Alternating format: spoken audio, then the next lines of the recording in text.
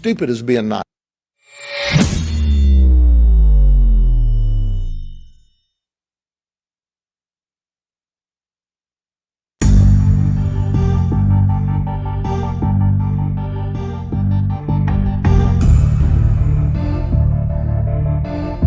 God, everything was not working for a second.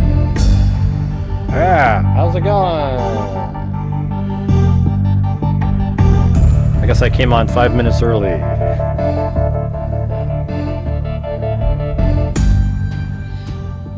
Alright, we are building all the Kohberger surveillance footage in his white Elantra from that we got from all the FOIA requests and everything. So we're just going to do part 2 today, if anybody's interested. My friend who lives in Idaho, he just sent me a little video. He drove by the In-N-Out burger place where that shooting was, and there's just a whole bunch of people in line, cops all over the place, American flags surrounding the building. It was pretty cool.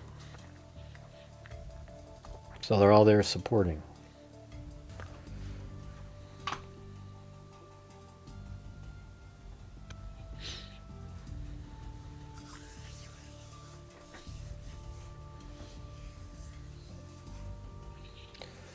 Well, how's everybody doing?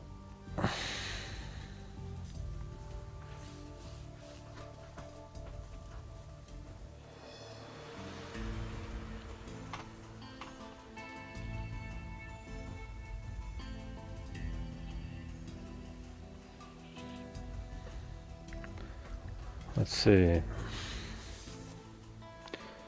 Hey, what do you mean no 000? Yeah, let's do no 000. That'd be great. We always start off and it's like 20 minutes in 00000. Then it makes it hard. I'm not too bad, you know. It's been really warm over here. Still getting my 10,000 steps in regardless. 10,895.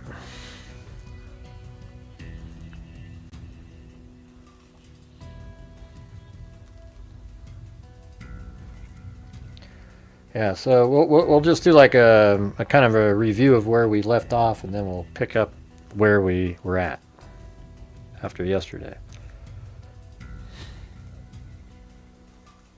But I guess I'll wait till 7:15 here. I wonder if Wild Bill moved up spots. I predicted he'd be in 6th after today.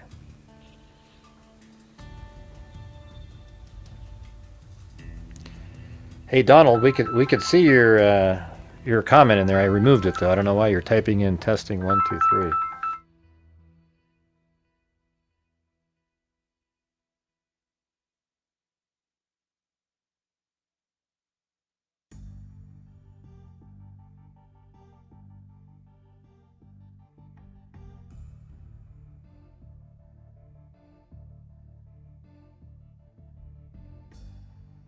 Well,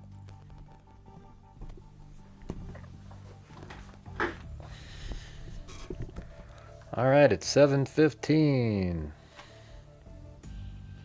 So I guess we get started now.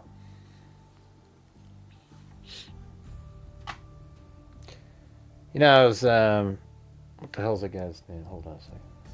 Yeah, Joseph Scott Morgan. You know, he went on with that Baron Coleman guy and somebody else, and I mean, I told him, man, you gotta, you need to be, you can't go on shows like that, okay? You just can't do it. Those people are the worst of the worst, and for you to go on there, you're sort of giving credibility to people that are just sick, you know, disgusting people. I don't know why he would do that. I guess he said he just did it to, you know, give him a voice of reason, but after a while he was sort of agreeing with, yeah, that's weird. Yeah, why would they do that? You know, and there's nothing weird about the Tyler Robinson case. Absolutely nothing. Hey, thanks, South Texas guy. So, what's the reason we only have 67 people here right now? Maybe you guys can go out and share the video or something.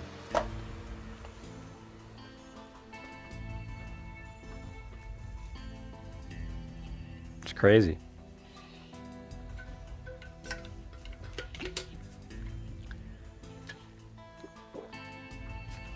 Man, you guys are just so lethargic. You know, I just made a comment about Joseph Scott Morgan being on with Baron Coleman and not one single reply. You know, it's just like zoned out people staring at a screen. Pretty weird. Yeah.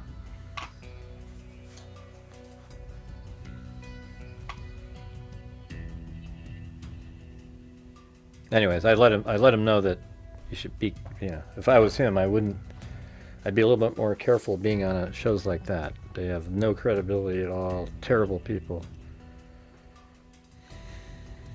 Yeah, I don't know what, it's just, there's no value to it.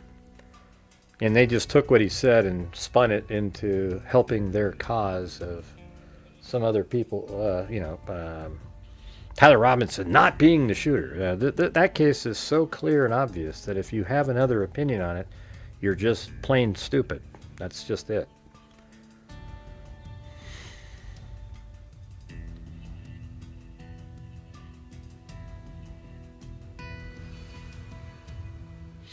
Yeah, well, they're the people that cover. They're that Baron Coleman guy is a little, he bootlicks Candace Owens. That's how he sort of became popular, but he's selling his soul to make videos that are completely bullshit. Every single one of them. And I think he should be ashamed of himself. Yeah. Yeah, they're just out there, making it seem like Erica Kirk had her own husband killed instead of just realizing, oh, it's Tyler Robinson. I mean, it's such a simple case that it's crazy that you have these other people saying crazy things. Well, what position did you move up to, Wild Bill? I was guessing 6th place.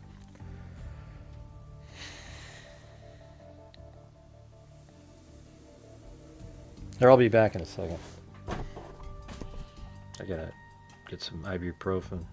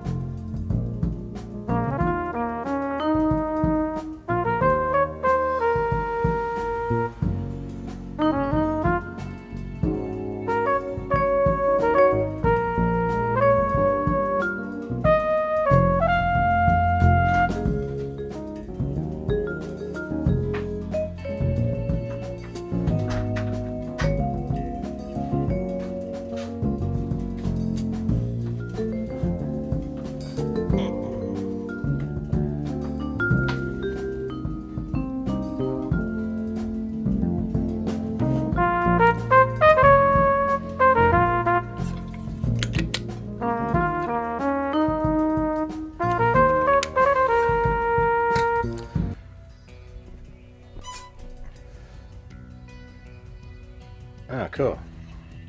Oh, you moved up though, right? That's good.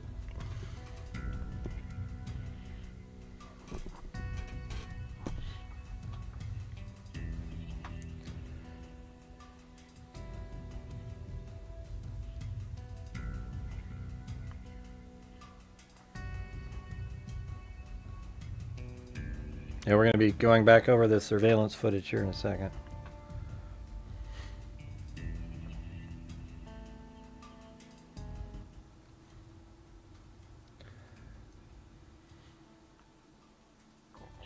You know, I think the desktop version of Google Earth, they're going to stop. Google Earth Pro on desktop will no longer be available for download.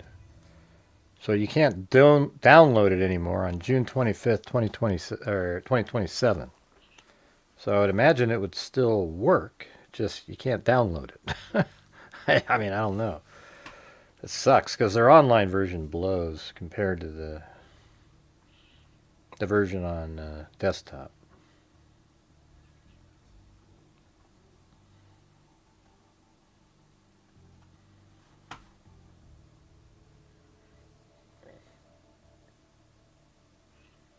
I think we were just kind of going the full monitor. Makes it easier. No, she's 20 times.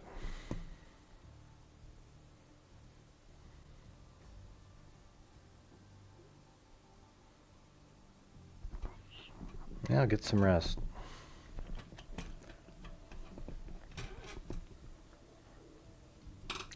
Hello, Haley. Okay, so we're gonna just go. Let's just go over what we did yesterday. So this is over at Floyd's Cannabis, which is right. So Kohberger lived right over here, and that Cyray guy said he drove up around and went out some different direction.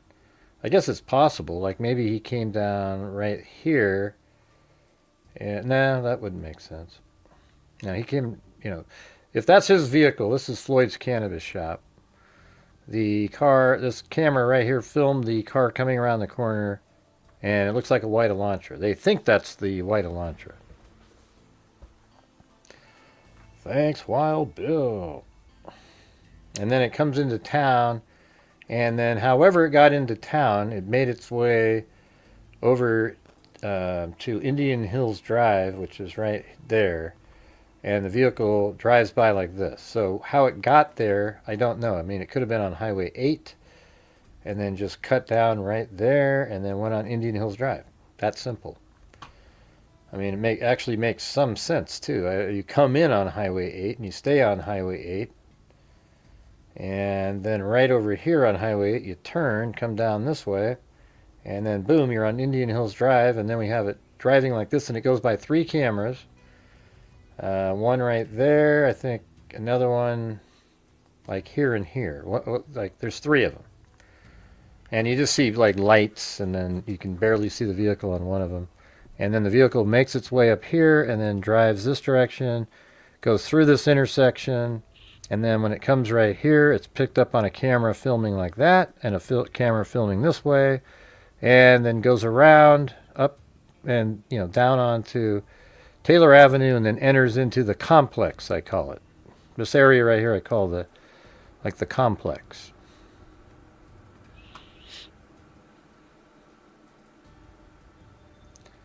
And so here it is. I'll just play it quick. So it's playing a lot faster here. I guess that's the vehicle way over there, and then it's turning. That's at Floyd's Cannabis Shop. And then here it is again. I had to record these because they were an AVI file that didn't play in Adobe. So there's one camera on Indian Hills Drive. I'm playing about 3 times fast. And then you can see the light up here.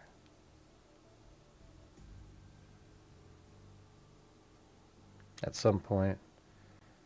Not sure exactly when that is.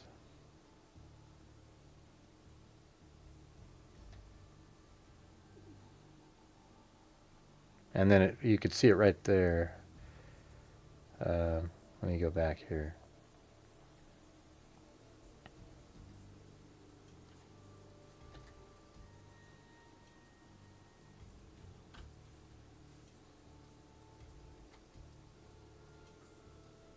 But you can see the lights right up there. And then on the other camera, on the next house, you can see right there, drove by, really small.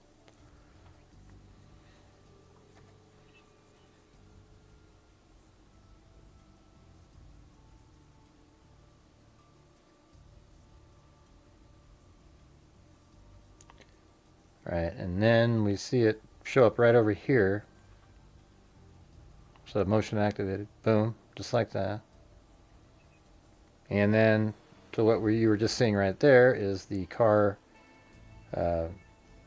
coming through this intersection right here. And now it's driving just like this. You'll see a car coming. It goes like this.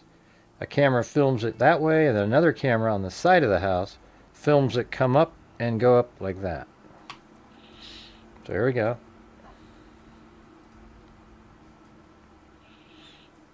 Thanks, Allie, Cake, and Wild Bill Wassman. There goes it just drove by, and then there it goes by the side of the house. Then you'll even see it go up and sort of go to the right, just like I showed you it did.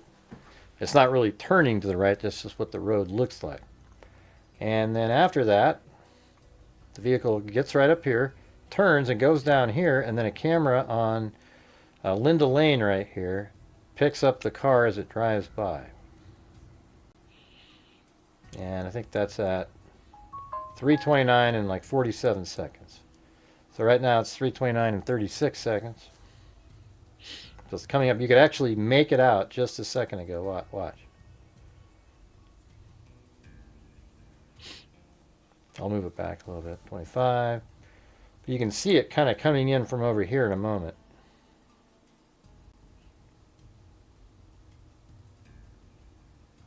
Just kind of look over here. Right there, see that? You can see it. And now it's probably going like this. There it is, right there. Again. And then here it comes. And we know it's the same car because of the timing. That goes into the complex. So then right there, the car, as it came up like this, drove like this. The white Elantra turns and goes in to here. And then it goes back around behind here. So just remember what I'm saying. It goes back around behind here. And then when it comes over here, just as it's going around and turning, the headlights hit the top of this building right there. And you can see it on the camera. So right now, we're just showing this because it's driving. Then we switch over to this shot, which shows it enter the complex right here. So you'll see here in a moment, the headlights, as it's coming from the right, see how the headlights hit the building there? Because it's coming from that direction, coming from the east. And then it turns right here. This is Bryan Kohberger is in that vehicle right there. A white Elantra. And then, as we were pointing out yesterday, you can see in the mirrors here, the vehicle actually climbing up the hill there. And then eventually, not mirrors, the windows. And then when it gets even higher, it shows up in the top one. And right at the exact time, it'll be like 3:30 and 56 seconds or so. And there it is right there, coming around into the area. And then you can literally see it kind of drive by. The top of the car goes right here. See that? And there it is. And that's pass number 1.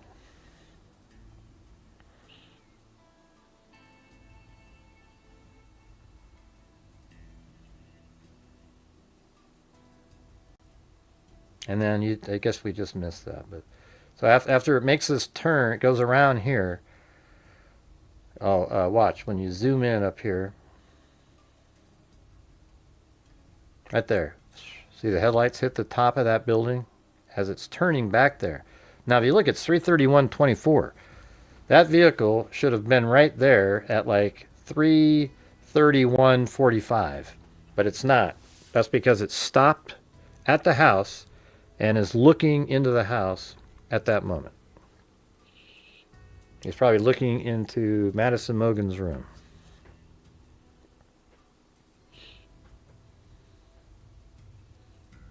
See, he should have already been driven by there at this point. Easily. It's really short distance. It's just right there to here, you know? So you'd have to just drive from right there to there. It takes very little time. And look, it's still not there.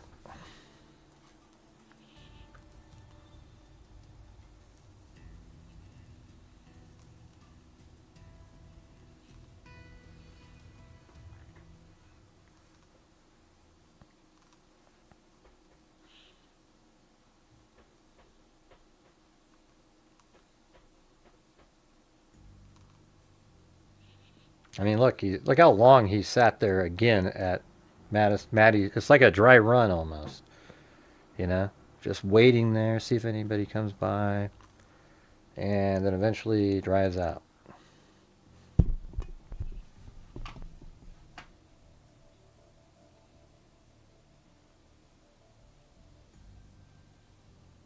Yeah, here it comes right there. So look how long that took. I mean, that was real time right there. So he was just waiting and watching, but he probably saw that they were still awake up there. Because it wasn't too long before this, maybe 30 minutes before, where Kaylee and Madison were calling. Madison and Kaylee were calling Kaylee's boyfriend. Probably while laying on Madison's bed, I would imagine. Hey, thanks, Wild Bill Wassman. I think I know this surveillance better than they do. I mean, they're good at it because they're the ones that pointed out some of the stuff. Anyways, you just saw the car drive around up there. It just drove by. I mean, this is from yesterday, so we're just trying to get caught up. I'll play it fast right now. So now it's playing at about 3 times the normal speed. Just so we can get caught up.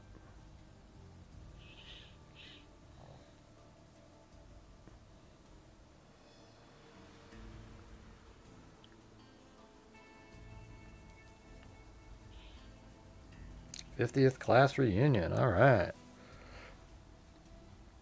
I just had our 40th was just recently. Last summer, I think. Was it last summer? Oh, my God, I think it was 2 years ago. All right, so here it comes. And what we just saw was the vehicle drove around like this, came back here, and then went like this, turned, and then it's heading. It stays back here for like a couple minutes, and then eventually you'll see it, the vehicle drive by right there again.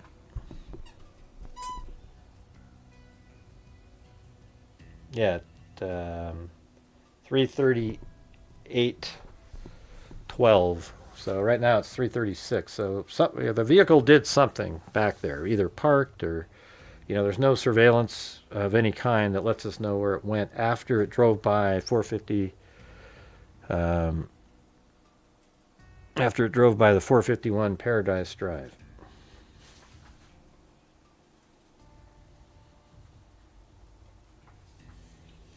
But hey, guys, if you could help support the channel, that'd be great. We always have the same few people supporting the channel all the time, which I really appreciate, but it'd be great if other people, sort of thought that it was worthy. I mean, just think about like yesterday, for example. We went over that surveillance footage in a way that you never see anybody else do because they can't do it. But it was like crystal clear exactly where all the movements were. And then we spent 2 hours at least on this, getting it to where we're at now. All right, so here comes the vehicle into the area. It's playing 3 times this pace, so here it comes. I'll do it regular speed now. Here's the 3:38 one. And then again, he'll go back behind 500 Queen Road.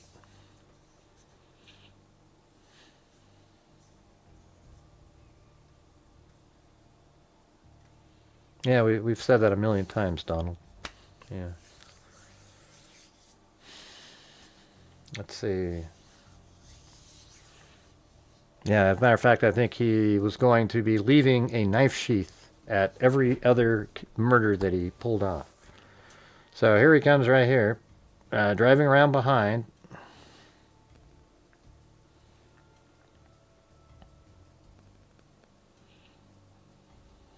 Then why'd you type in testing 1, 2, 3 if you're new? All right, let's see. Coming around the corner. I mean, we've covered this case since like the day after it happened on here. So I'm sorry you were watching the wrong places.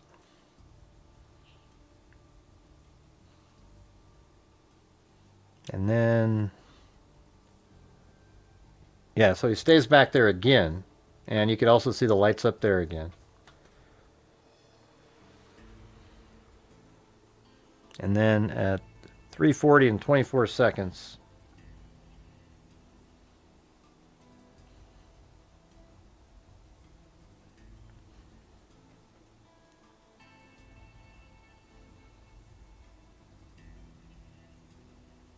nobody blocked you last night, Donald. That's why somebody could see you today. And if you keep creating more issues with yourself, I will block you, okay? All right. So here we go, going down, 340.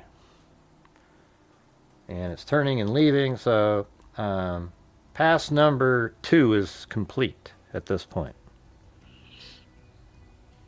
Thanks, Wild Bill.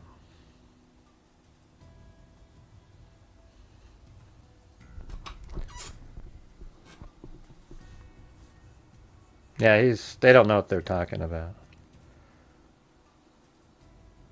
Yeah, that Cy guy, he's just full of, I mean, it's hard to even believe a word that guy says, you know.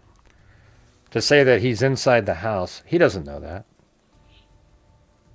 Every time he parked there, might look like on a cell tower that he was inside the home. Okay? He doesn't know that he was in the house. It wouldn't shock me a bit if he went inside the house at some point.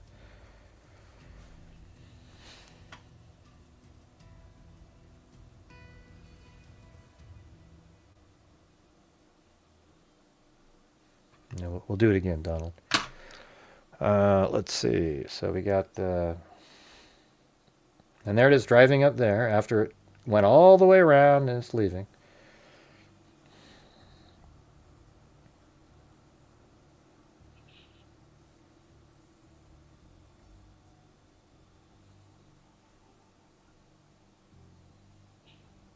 Yeah, since Cy is just, I don't even know if I believe anything that he says. Even though he's a quote, a cell phone, he's been rejected in court and actually like admonished. It's like I don't know, man. I don't believe in him. Okay? And maybe I should, because he's pretending that he gives a shit. Like, oh my God, Kohberger did it. Kohberger, I don't know, man. There's something weird about the way he's saying things. It seems like he's trying to, like, help Kohberger in some way. I mean, it's interesting. Like he's trying to help out on the ineffective counsel angle. All part of it. And it's just strange.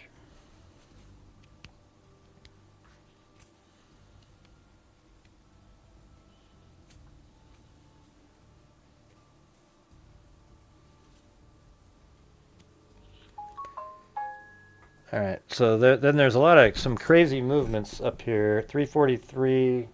So after it just drove by up there, it's going to go by 451 Paradise Drive again at 343.46. So that's less than a minute from now. I'm just playing it fast, and then I'll stop it at moments that matter.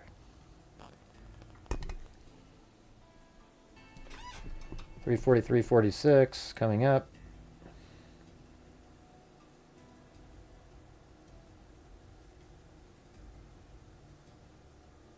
All right, then we'll play at normal speed, and it should kind of skip over.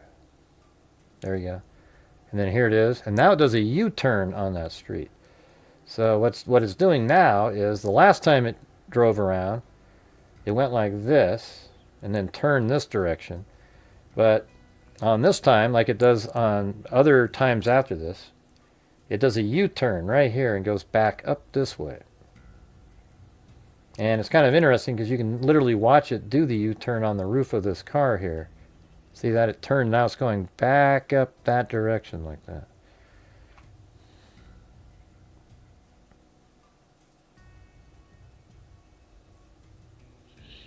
All right, then the next time it shows up will be 3:45:07. So a minute 15 later. That's about that makes sense. Minute 21 actually. That's when it shows back up here, and that's about how long it would take to do that. So you just turned around, went back the way he came.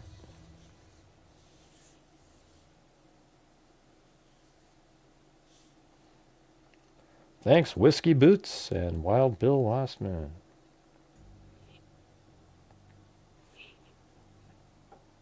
All right, so 3:45:07. That's coming up.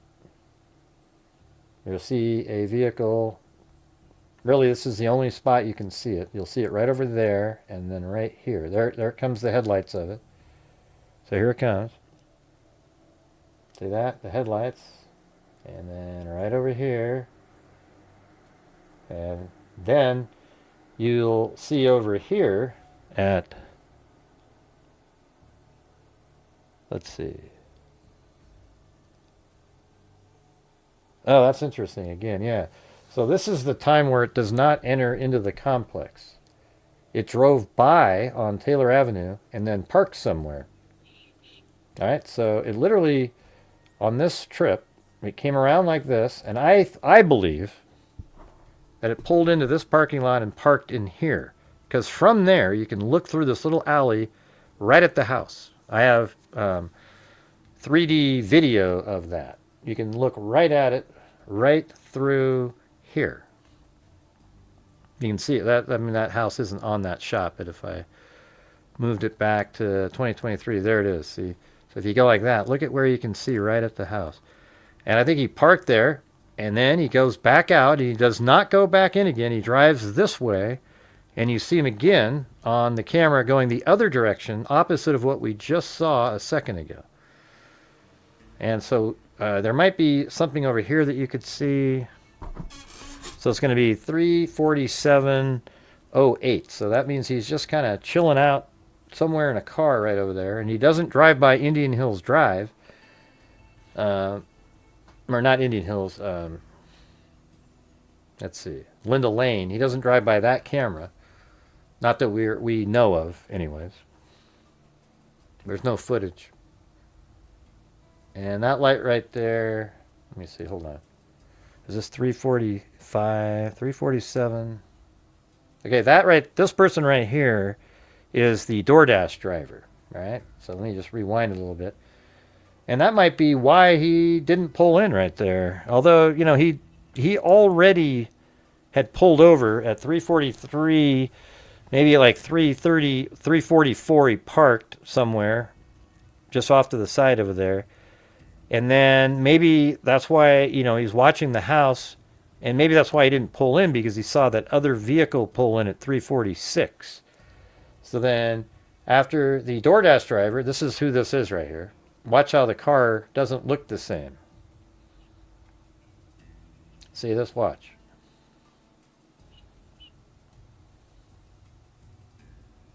It's like a station wagon. So it pulls in, and, you know, sort of interesting watching the lights here. Those are the lights of her car, you know, hitting the brake light or whatever. And then at 3:47:08, which is coming up, that's when you'll see the Elantra back here. So we're getting close. 3:46.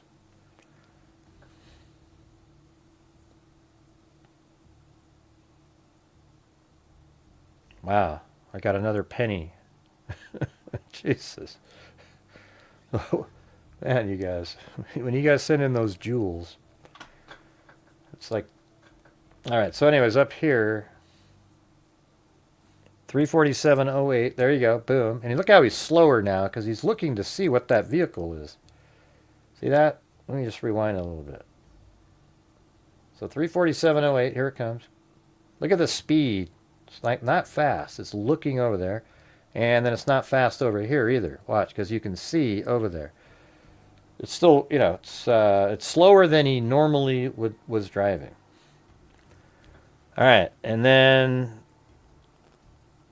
at 3:48:47, which is a minute 39 from now, he goes down on that same street.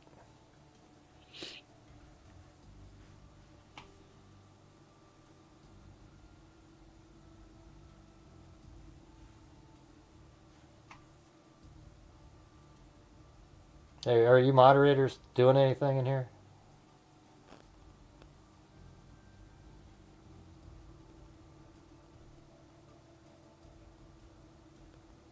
There was an account that needed to be removed there. Why did you thank that person, Alley Cake? That's a troll. Can you delete that account, please? Somebody.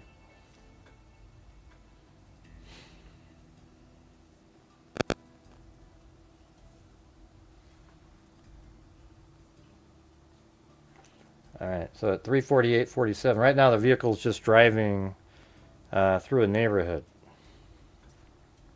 Are you guys here right now? It's just, there's no commenting again. It's just, I mean, it's unbelievable, you guys.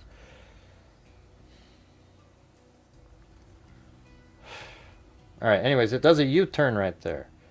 So you can see the lights on the top of the card. You can see how it just turned, and now it's going back up the hill there. And that's at 3:48:47.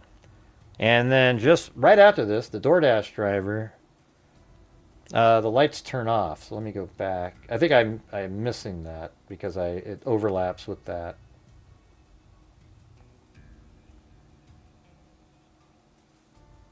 $3:48:53. So it's going to shift over at 47 to the other one. Right here where the car's doing the U-turn.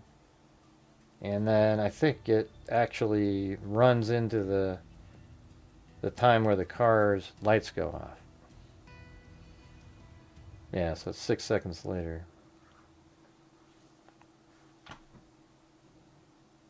Okay, so after it did that U-turn, it took a minute 30, which is consistent with the other timing, or a minute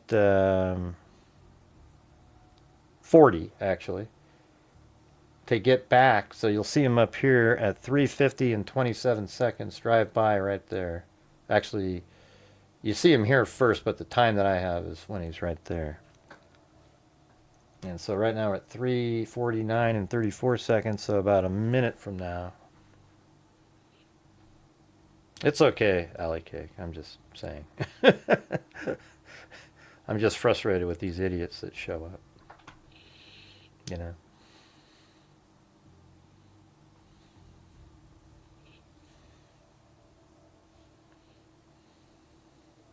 I know it's not your fault. I'm just saying. I mean, and by the way, if you don't bother, you know, like if it's 2 joules, I'd rather have you keep it for, you know, a piece of bubble gum or something. All right, so 3:50 and 27 seconds is when the next time you'll see a light up here. So there it is, coming here, and then it shows up right here. But look, it's driving slow again. Look, because he's checking in on that DoorDash driver. That's really throwing a wrench in. He's like frustrated right now. You know, he's like, Jesus, would you get the hell out of there? I got to go kill some people. All right, and then at 3:50:35, there is a person walking in the back by 500 Queen Road, but it's not related to the case. But if you're a pro burger, you'll think, oh my God, it's something.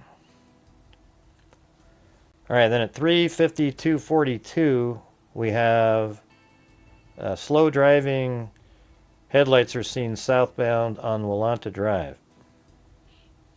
So you just saw it driving by, and it does the same thing again. Let's see. Southbound.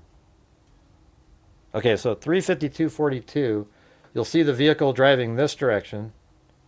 That's not it. That vehicle right there is not related to the case. It's just another car driving around. So then at 3:52:42, you'll see a vehicle, and then you also see, there's the DoorDash driver right there.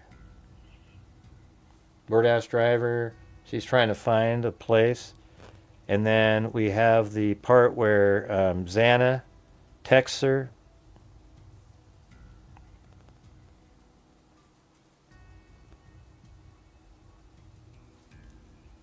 Yeah, so there, that was the DoorDash driver at 3:51:30, and then 3:52:42.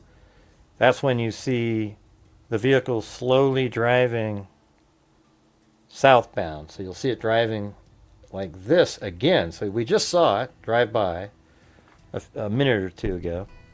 at 3:48. Let's see, at 3:50:27, we saw it drive by, and so it parked again in that same spot off of Taylor, just watching and waiting, probably watching that damn DoorDash driver, because you can see the house. I guarantee you that's what he was doing. He was looking at the DoorDash driver. And then at 3:52:47, there he is up there. Look how slow he is again. He's still watching over there. And then over here, you can get a good view also. So there he is driving by.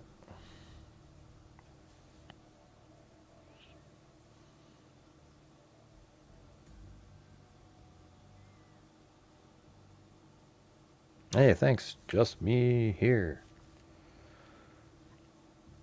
And see, Donald, if you're out there, we just want people, if you're just going to watch, we don't need the bitching and moaning and complaining all the time. We just watch the show. You got it. All right, so then at 3:53:36, he actually drove by just a minute ago when he drove by slow. He drove by over there, and then man, this is crazy. You know, it's weird. Every time I watch this, I think I get more out of it. So here he comes again at 3:53, driving back slow again. And guess what? He does not enter the complex again.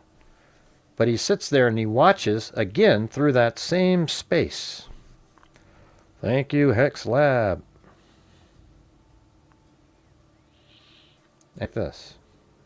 So if you look again, you can see the house right through here, and you can watch and see exactly what that DoorDash driver is doing, because they parked here at first. And then I think when the DoorDash driver moved up here, that's when he goes, ooh, I can go now. You know, so then, I mean, it's sort of weird to think that. He didn't see it anymore. And it could have been that he pulled into there and he didn't see it, but he kept watching. And then at 3... so again, okay, what time is it right here on this? So just about 30 seconds before this, Xana actually texted that same DoorDash driver that was walking around to see if they were having trouble finding the house. I mean, so Xana is just absolutely wide awake at 3:54. And 3:56:24, that's when the Elantra pulls in again. Because he probably can't see the DoorDash driver at some point in here. He just can't see it. So then he ends up saying, okay, I'm going to go. So that's at 3:56:24. And right now it's 3:55 and 20 seconds. So we've got about a minute.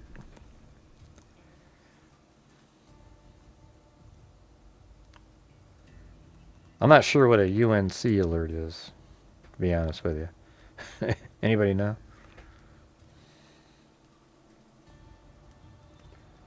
But yeah, you guys, we're currently at 1/8 of a nightly goal currently.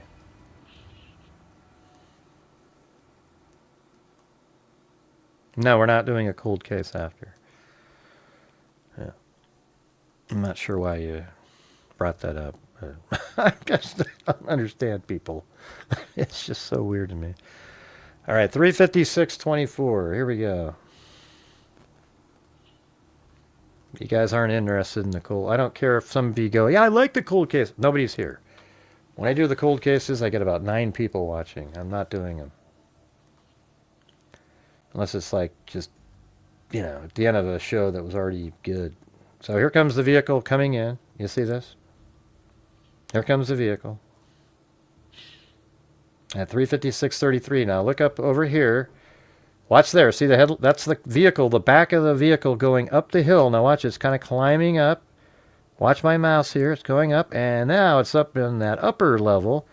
And it's going to, now it's driving straight down behind 500 Queen Road, and then here is the camera behind the building. Wow, is that Lisa Belson? Man, I thought you just disappeared forever.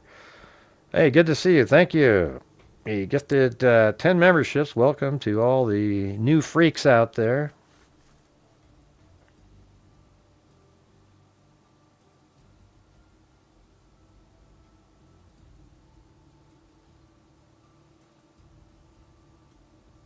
Yeah, he's just driving around circling, waiting to for a time, and then eventually he gets impatient. and he just goes in. But you can see the vehicle right there. All right, and then just remember, we'll see the headlights in a moment that hit the top of that building as it's coming down the back. So again, let me just point it out. This is what's happening here. So a moment ago, you can even see how there's a slope, goes downhill. When the car turned in, it went up this hill here. It came around like that, and then that camera right back here picks it up as it's coming around, and then it goes this direction, and as it's going this direction and about to turn, the headlights hit the top of this house right over there, and then you can actually figure out how long the vehicle parks back here, because it takes off at some point and it drives by like right there, and this camera picks it up, and it should have happened in like 20 seconds, but it doesn't.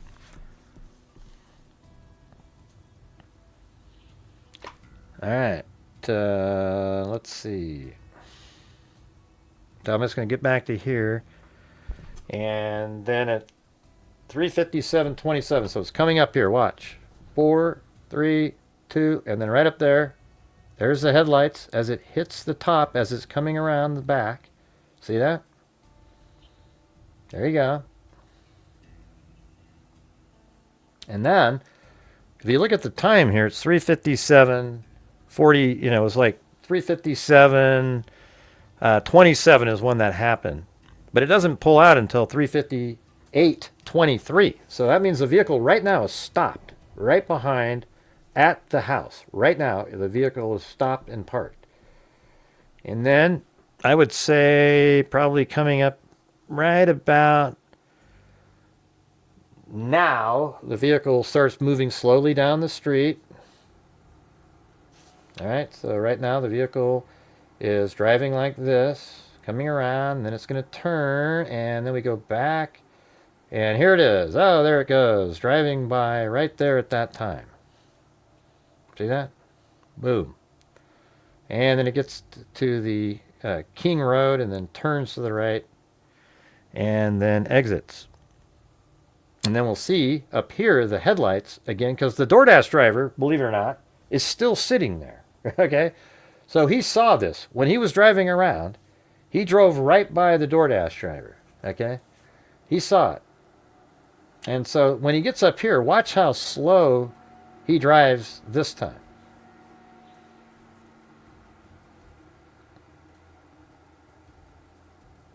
Look at this. Here he comes.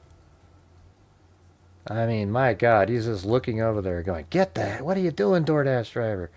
And then he's over here doing the same thing on this side of the building. You can just see him very slowly driving by, because you can still see the house from over there. And then he goes up there, and let's see what happens now. So this is 3:59:25. And then the DoorDash, there was these key fob sounds. I guess those aren't the DoorDash. But according to Dylan, everyone is in the room at 4 a.m. And that's coming right up here.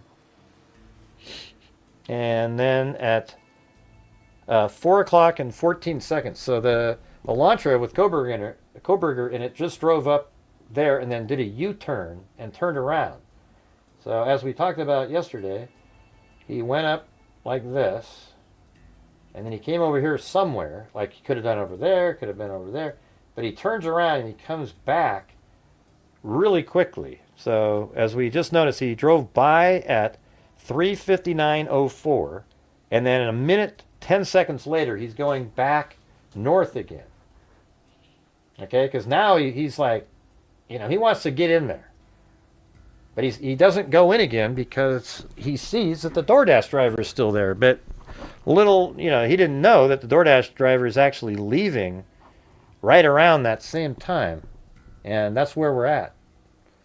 All right, so, this is where we left off yesterday, okay? So now we're continuing to put this all together. Anyways, good to see you there, Lisa Belson. Appreciate it. Welcome, Priscilla. You must be Australian, because you said oi. All right, we got another Australian in here. G'day, mate. Oh, well, how come you said oi? Come on.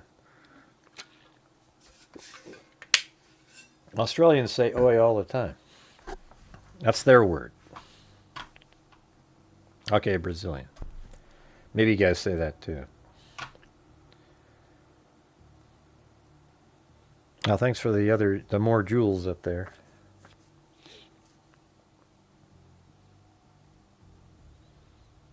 Well, the Australians say oi like every second. All right, 359. Oh, and then I went and found the next one, so that fits right into here. No, wait, that's the. Hold on. So 3. It's 4 o'clock. So here's this one. Move that in there. So this will be 4 o'clock. And we'll just play it at its normal speed. But let me get it to the right size.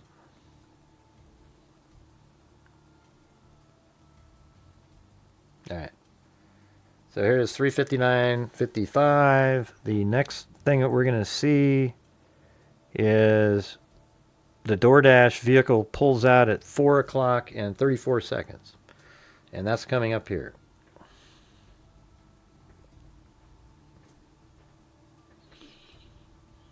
But hey, guys, if you're out there, if you could help support the channel, that would be great. We're still only at like 30% of just a normal nightly goal. So that would be awesome.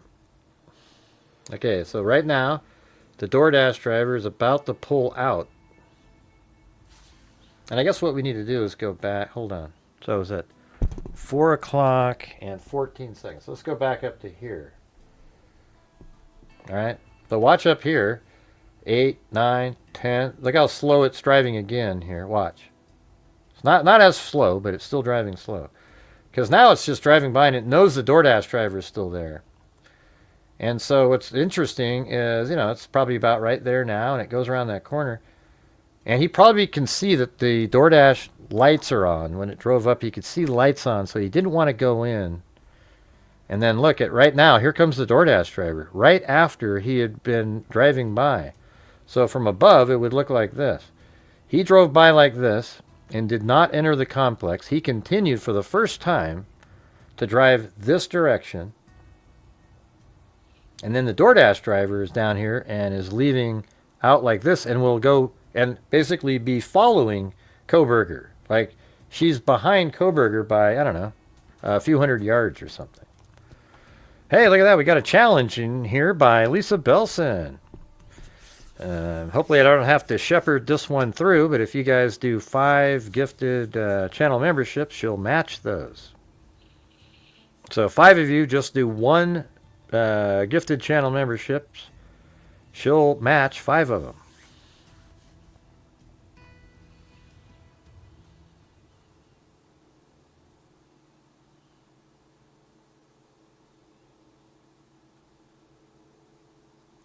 And here goes the DoorDash driver.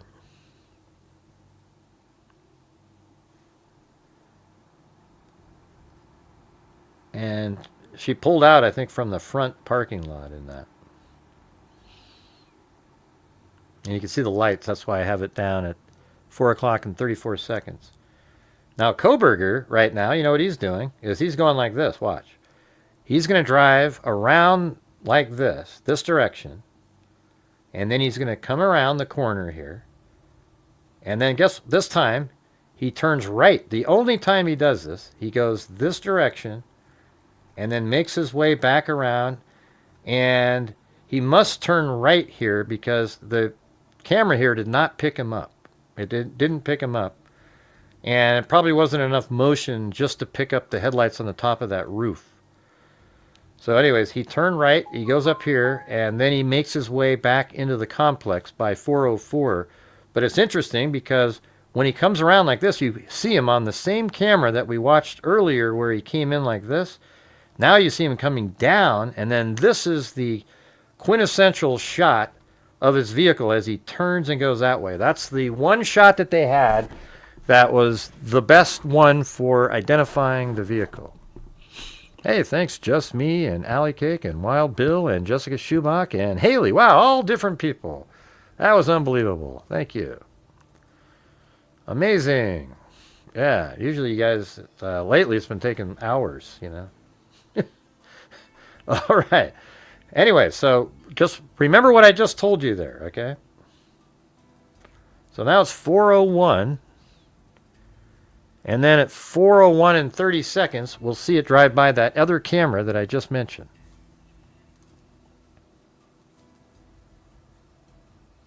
Hey, thanks, Lisa Belson.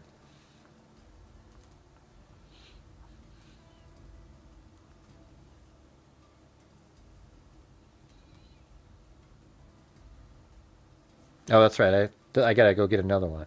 Okay, so hold on. It doesn't just show up. Sorry about that. Let's see. So under surveillance, we've got the yeah, it's what the hell's the number again?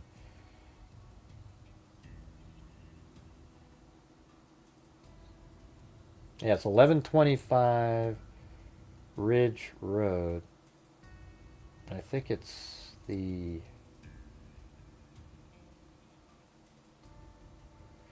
let me just look at this. No.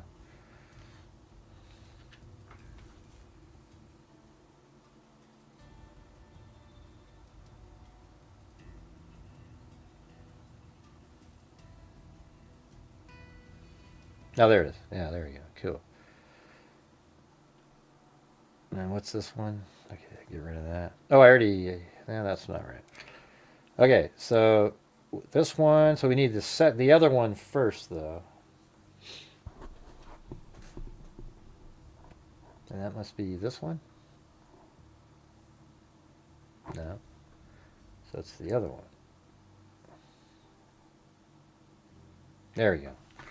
All right, so let's see. We can see the vehicle right here, and I'll show you exactly where this is in a second. Let me just go back. Can we see anything up until that one light right there? That's the headlights. Okay, I'll go right to there. So that's all we need. And then what time is that? So it's 4:01 and 30 seconds. All right. I'm going to go to right when it hits 30.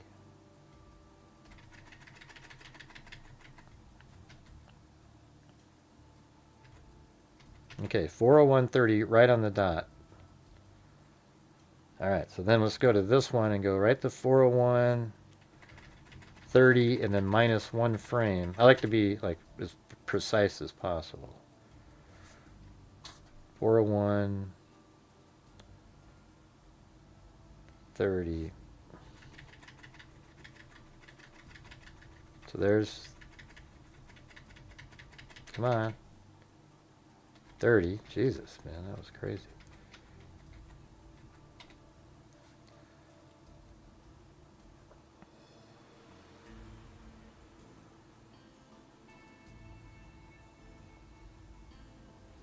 All right, so this should look pretty good here. Here we go.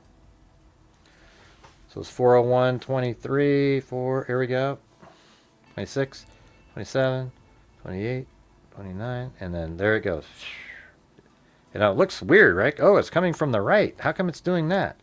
It's not really doing that. Here, I'll show you what it's doing. See, here's the camera, right? And it's filming like this. So see how it looks like it's coming from the right? Just like it looked like it was going to the right when it came in. It means, you know, it just, what happened was it came up like this and turned to the right. The camera, though, because it's down here, is filming, so it looks like it's coming in from like over there, but it isn't. It's coming in, and then it drives by right here, and then it takes a quick right there, which is amazing that he did that.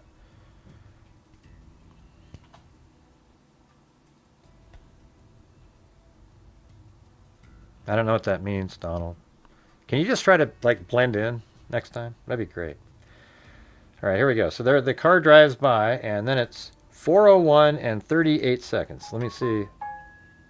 Okay, I'm going to go right at the end of 38. Boom, just like that. And that's all we need from that camera. That's it. There's no more. So it's 401 and 38. And then the next one is 401 and 39 because I stopped it one frame short. So 401, 39. Now this is cool. All right, so 38. And then 39. Let me go back a little bit. Okay, 39. There we go. And I'll move that right over here. So this will be sweet. Watch how this is going to work. So it's 401, 18 up here. The car's already taken off.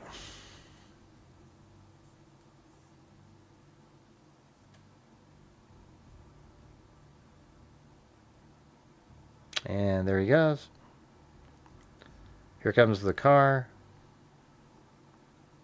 And then it takes a right. And then look at this. You can literally see it turning right here. Here it comes. And boom. Look at that shot of that car. That was the one where they were easily just able to say, look, it's an Elantra. And that fin isn't as big as that. It's just the shutter speed's so slow.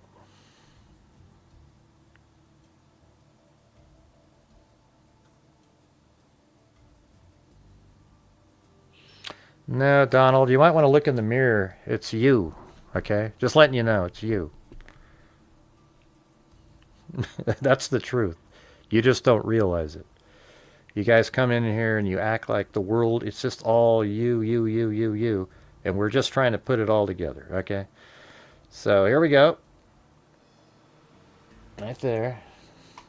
I mean, somebody just gave you a free membership and you act like an absolute asshole, Donald. Embarrassing.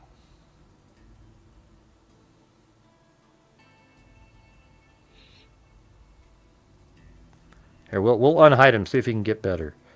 Hey, thanks, Haley. Appreciate it. Yeah, these trolls just can't get enough of themselves. It's unbelievable. All right, here we go. Right there. I guess wouldn't I be acting different if I was obnoxious? Like if I was going,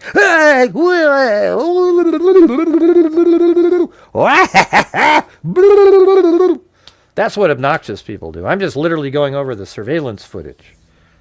So get a clue. All right, so here it goes, driving around, and that's it. I mean, we can play as much as that as possible, but there isn't any more footage on that. So it goes to, let's see where it ends.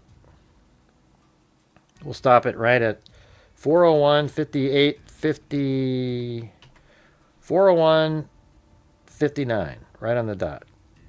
Okay, then we're going to go back to this one, and we'll go to 401, 59. Because it doesn't show up on any other cameras now until it gets back up here. And then one frame. And then we go like that. And then we put it into here.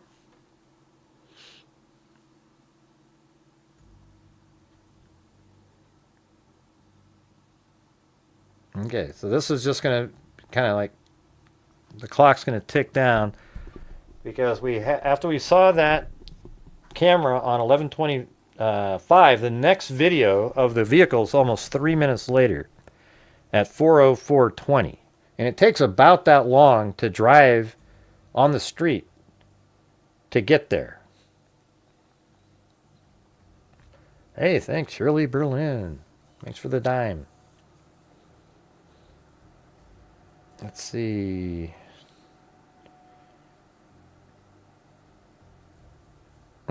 Didn't you guys like my obnoxious sound? I thought it was pretty good. I should have been like...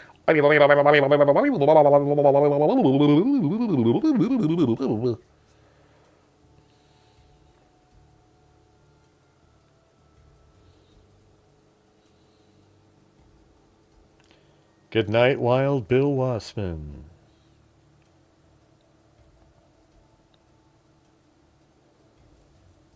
All right, so 4:04 and 20 seconds. The vehicle is up here again, and I think it drives pretty slow up there. I mean, even like ridiculously slow, if I remember correctly. I don't know.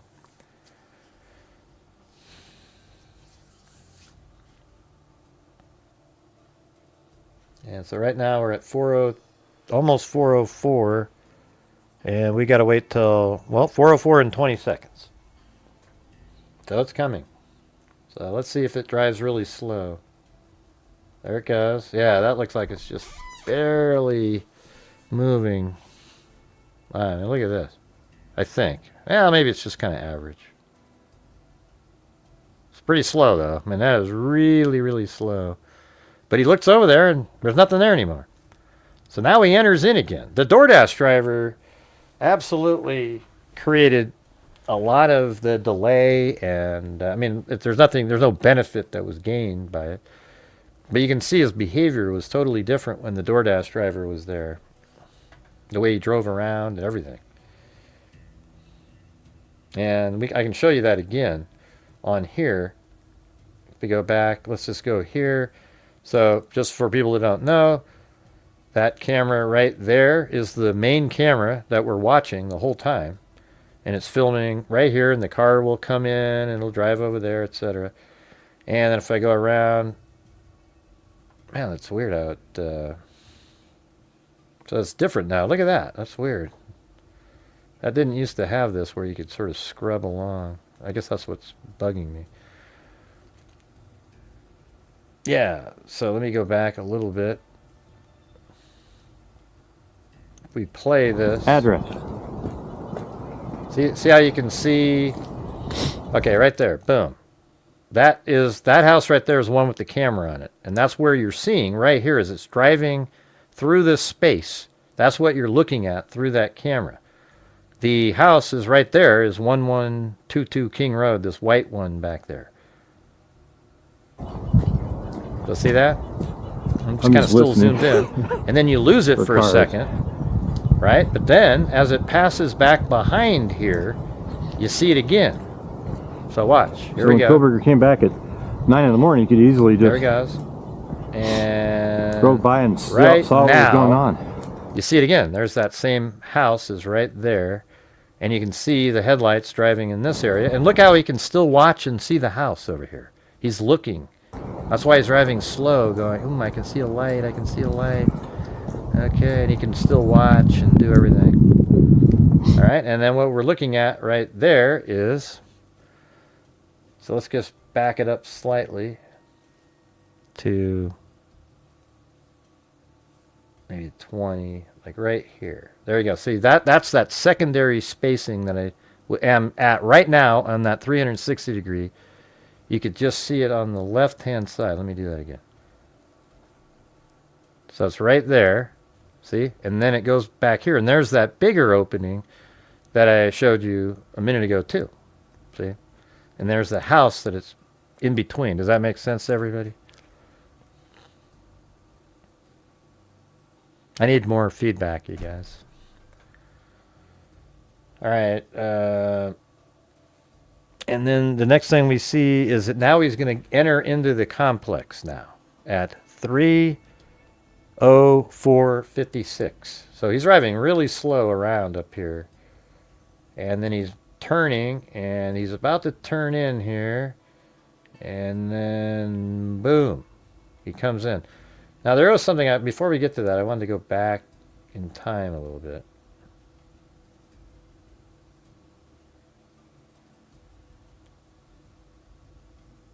I think it's this one.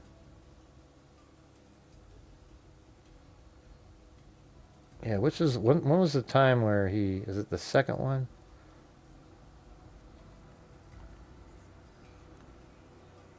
Let me see. That was him leaving.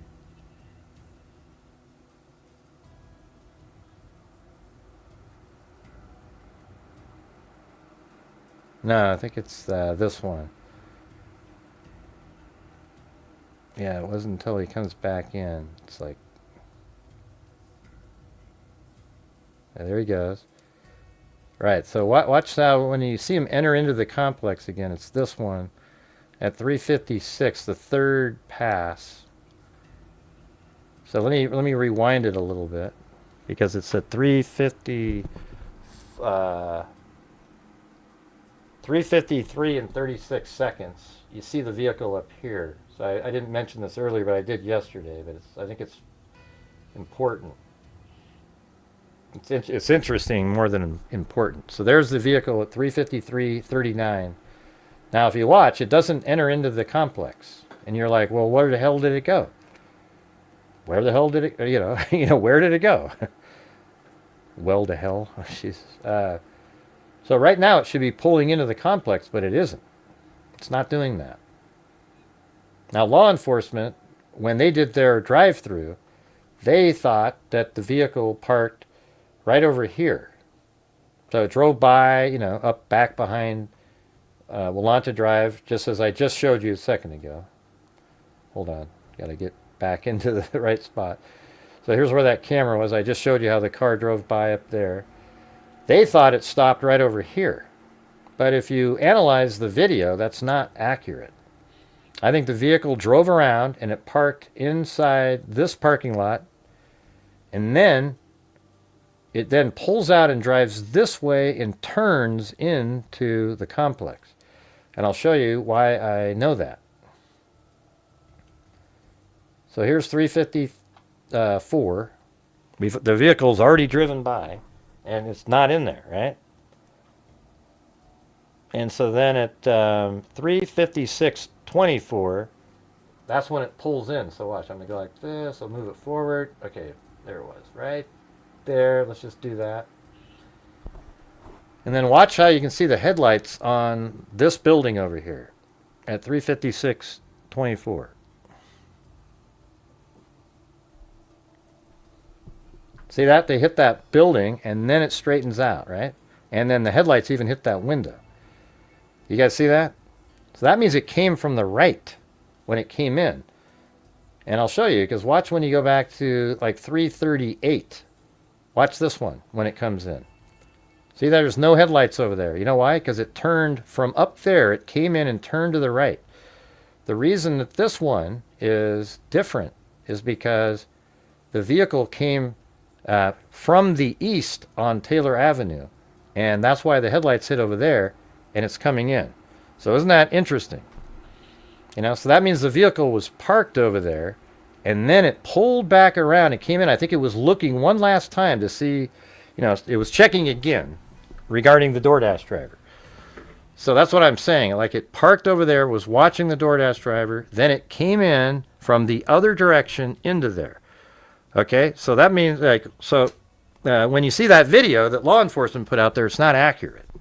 That little portion. I don't know if they believe that. They just sort of pulled over and went, yeah, he must have been over here or something.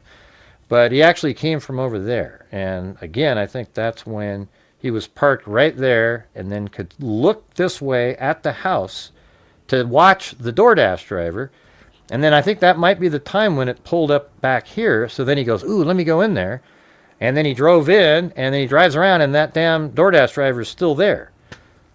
So then he goes back out here, drives around, does a U-turn, comes back, and they're still there. And then he goes, shit. And then he drives all the way around, and that's where he got that great shot. And then he comes all the way back around like this, comes in, and now he goes into the complex. All right, that's where we're at right now. So where else do you get that kind of an explanation for this stuff? I mean, this is exactly, I'm telling you the truth here. This isn't made up stuff. It's, well, Gray, I agree with you that who's ever driving that car is doing those things. But it's not Kohberger, you bastard.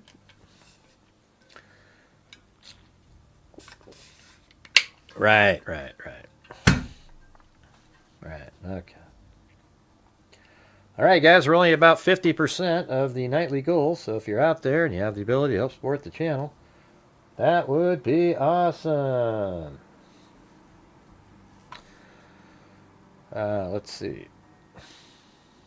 All right, so let's just move this forward now. We got to get to the 4:04:20. That's when it pulls in.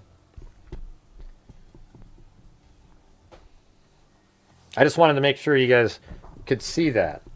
And I'll look for, I have a 360 degree video. I was out there when I was out there with Amber. Amber showed up and it was amazing. I think I even drove the route that Kohberger drove after. That wasn't what was in the probable cause. It wasn't correct that they drove down Highway 95. So what are you saying, Gray? Let's see. Did I miss that? 404. Headlights are seen northbound on Walenta. Oh, yeah. So he's just driving up. Okay, let me back it out a little bit. So he's entering back into the area pretty soon up here in like 20 seconds. I don't think he knew what the DoorDash driver was doing. He just saw that there was a DoorDash driver that was moving around, and then he did see.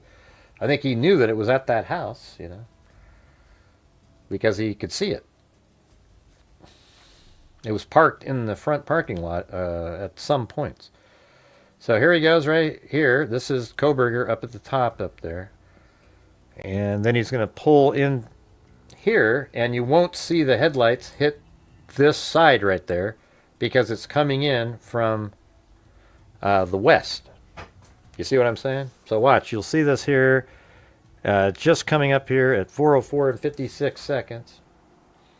So it's driving really slow back there. I mean, just trickling around. And then it's going to turn.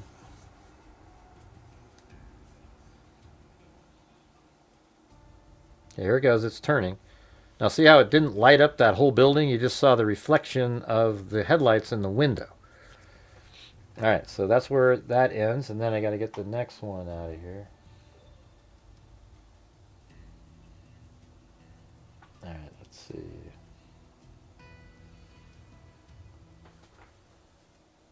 .405, right? Is that this one? Let's see. I think that should be good.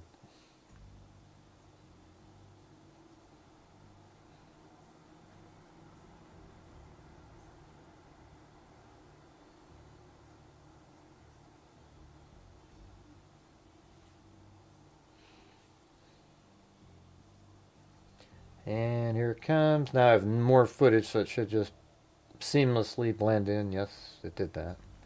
Okay, I gotta paste the size thing on here. So let's see.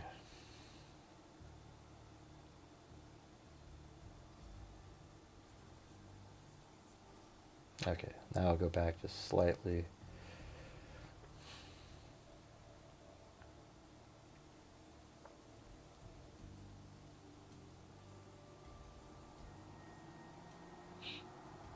And there it goes. Into the area. And then we have him. I think this has it, right? Yeah. So this one's at 4:01, but so let's see, it's at 4:05 and 31 seconds. It's behind 500 Queen Road. But we can actually see that up here. Remember how we can look at the reflection up here on this window? So watch this again. It's really interesting. So here's these windows right here.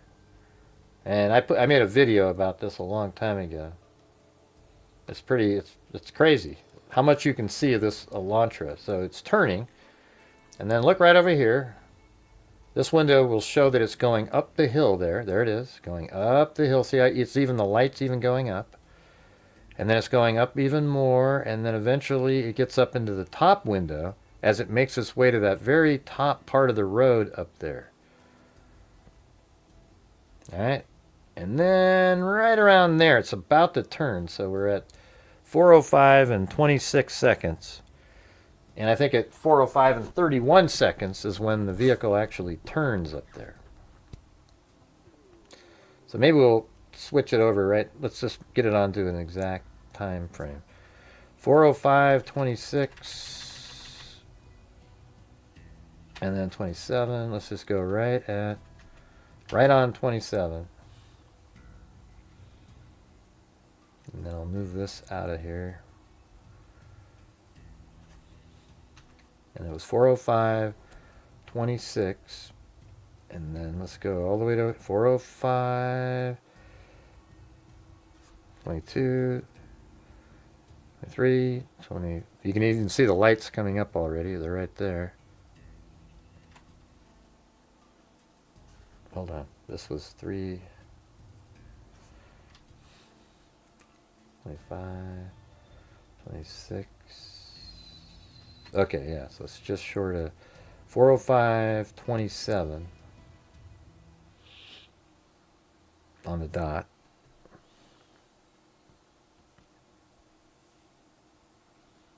Five, 6.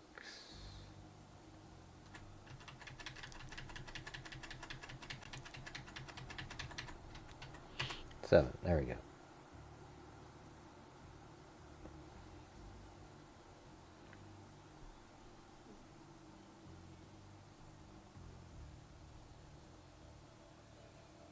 Alright, so now you can watch it as he's going up here. He's going up. And then you can see the headlights. Just look over there in those windows. The reflection there.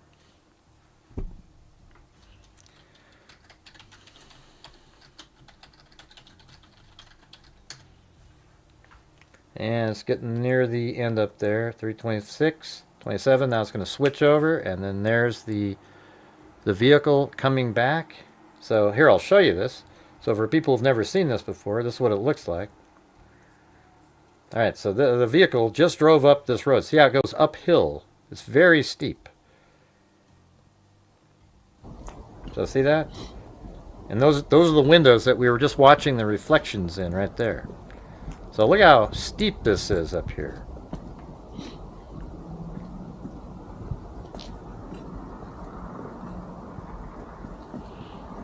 So as it's going up here, you'll see, I mean, you won't see it, but this is what it looks like. All right, I'm just going to move it forward. So that vehicle that we just saw came around this corner here. We're watching that on that surveillance footage. Watch, it goes this direction. And then right there, as it comes around, there's a camera right underneath there that picks up the car. Now, what the car does is it just drives like this. So it drives like this, and then it comes up here and around. But look how high it keeps going up and up and up. That's why you get out of breath walking it. I mean, it's really steep. It's like 45-degree angle. Like walking up a mountain. See that? Yeah, it's crazy. So like way downhill over there. Look how far downhill is that. I mean, you don't know that unless you go there to see that. So anyways, that's what you're looking at on this footage. There it comes around. Right now it's coming around that corner, turning, and then it's going to go up that little narrow little road after it turns, but it doesn't do that on this one.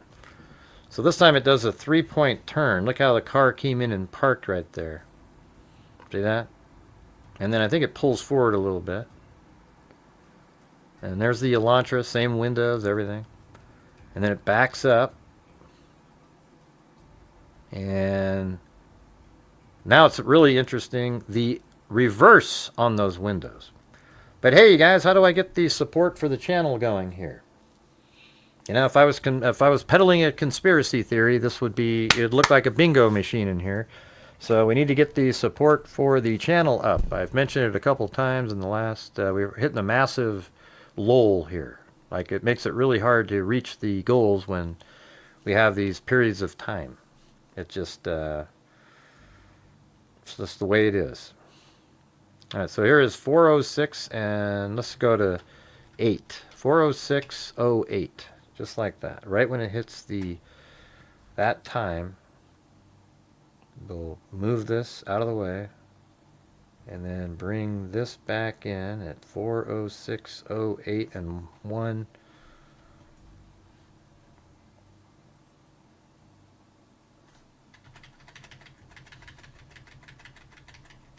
We need more challenges again. 8 and then 1 frame. Alright, there we go. Now watch, you should be able to see, like even right up there, I would imagine, the headlights. coming down.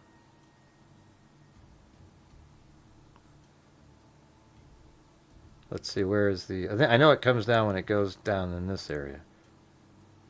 Wait, what, do I even have it up there? 406. Did I do that right? No, that's way past. I got way past it. There you go. I don't know what happened there. It got all the way to 409. All right, so just watch this. Here we go. So as it backs out, the vehicle's backing out, and then it goes around this corner over here. Hey, we got a challenge in here. Thanks, Tamsters. It's a 5 for 5-er. Let's see if you guys can do that one without me shepherding it along. All right, here we go. So then, there it is. See how bright that light is up there? Because it's coming down. Now look at the headlights as they're coming down the hill. Can you just see it? It's so clear. So this vehicle is tracked the entire time. See this? Look at that. Boom. I mean, it's just unbelievable. Here, watch that again. It's crazy. So here it is. It's in this little parking lot doing a 3-point turn. So what it does right now is it does a 3-point turn right over here and then goes back this way again. Oops.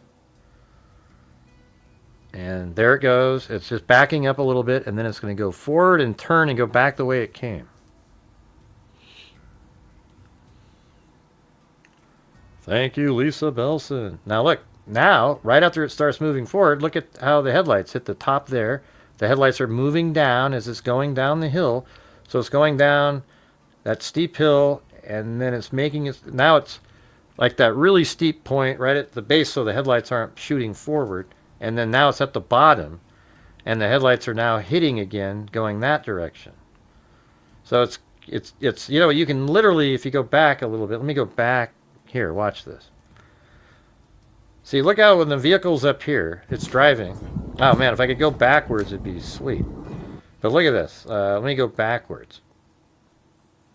See, when the headlights are there, the headlights will hit, but as soon as it goes down this steep portion right there, the headlights are too steep to hit that house back there. Do you guys see what I'm saying?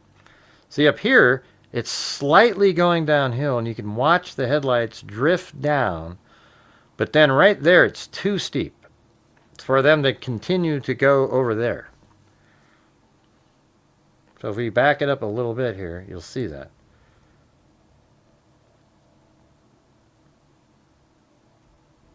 See that? It's just slightly moving as it's going down.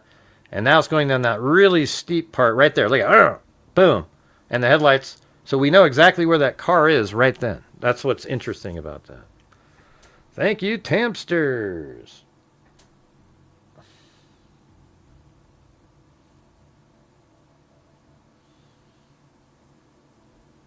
And then here he goes. Now this is, I thought this was one of the more interesting things. It almost looked like he was about to park his car.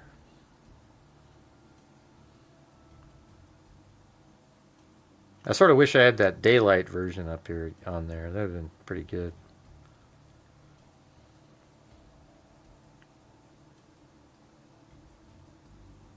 Like there's a space right between this car and that car. Wouldn't that have been incredible if he had parked there? Oh man. That's why I'm not really certain that he parked, or I don't know what he was going to do there. You know, he could have been trying to turn around, but I don't think he parked in the very far back. I think he parked on the side street. And I'll show you that spot. Hold on. Let me go back to about like right here. I think he may have parked right along here. I'll show you where too.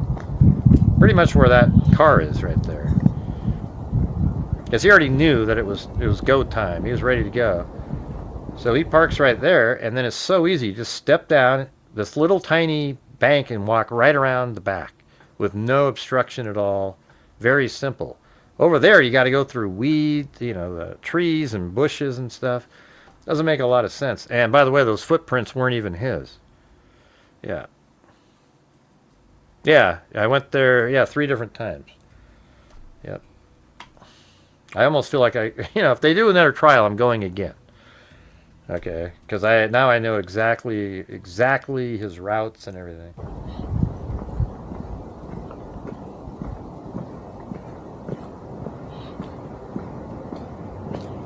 Anyways, back to this. And so here comes the vehicle again. We're just playing it again.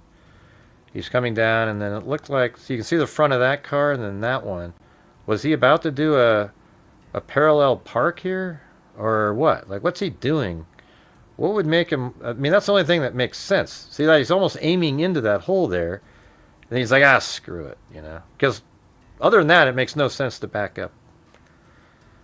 So then he goes over here and does a 3-point turn. It could have been that he was going to back up the hill or something, but... And then look at he. Then he backs on. He's on King Road, and now he's turning on the Queen again. And then we have the same situation where he goes up the hill. You can see the headlights. See that?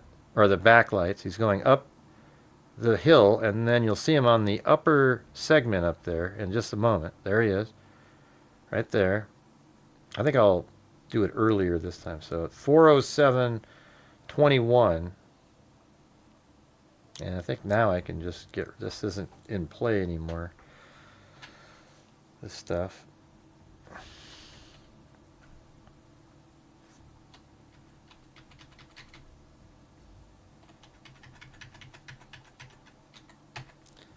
Alright, so right at 4:07:21.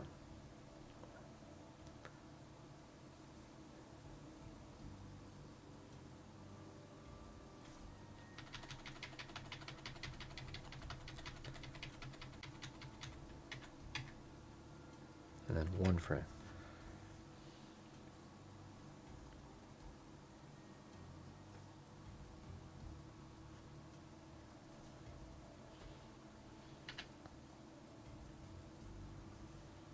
Okay, here we go.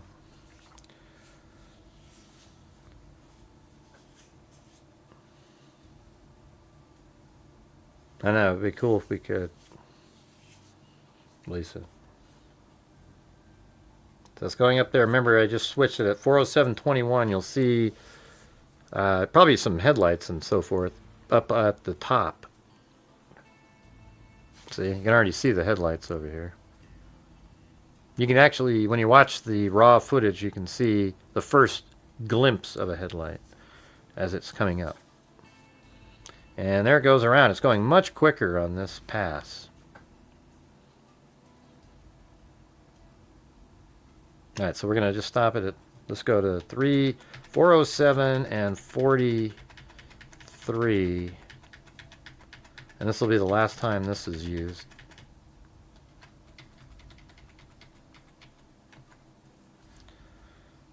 Okay, so there's no more footage from back here. Unless you're a nutjob Kohberger. You'll try to find a mouse running around and say he did it.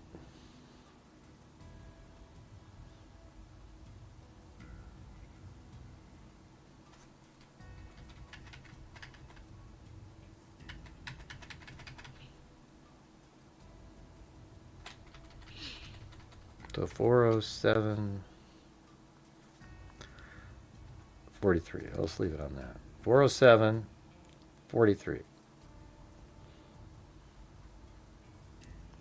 Okay, it doesn't look like I kept. So let's see, 4:10. It's got to be in this one still.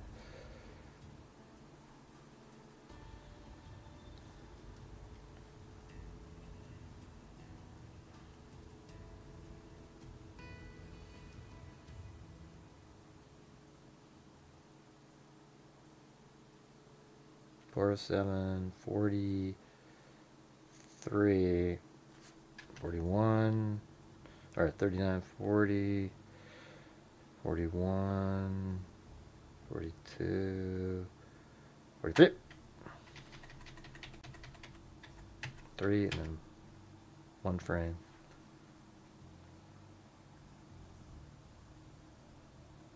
All right. So here it comes around the corner. See that? Right there. And it's going to go around the corner, and then it's going to switch over to this camera, and then at 4:06, let's see, 4:07:47, you'll see headlights right up here again. And this is when it parks for 13 minutes. It's crazy.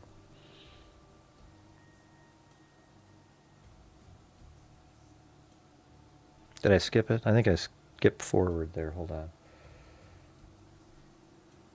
There it is. Hold on. Right there. Oh, so it was really quick after I shifted. So 4:07, 45, 46. Yeah, I'm starting to wonder if that is actually when the car is still, you know, like, I'm starting to change my mind that when it's turning, that it's doing that. I think it's possible that since it's on this house right over here, this one, that it's like as it's coming down, I mean, would that do that? I don't know. I don't know. It does feel like when it's turning, because the lights seem to go to the right like that. I don't know. Doesn't really matter. I mean, those are his lights. That's the key. Yeah. So right now, I would say about right now, he's parking his vehicle.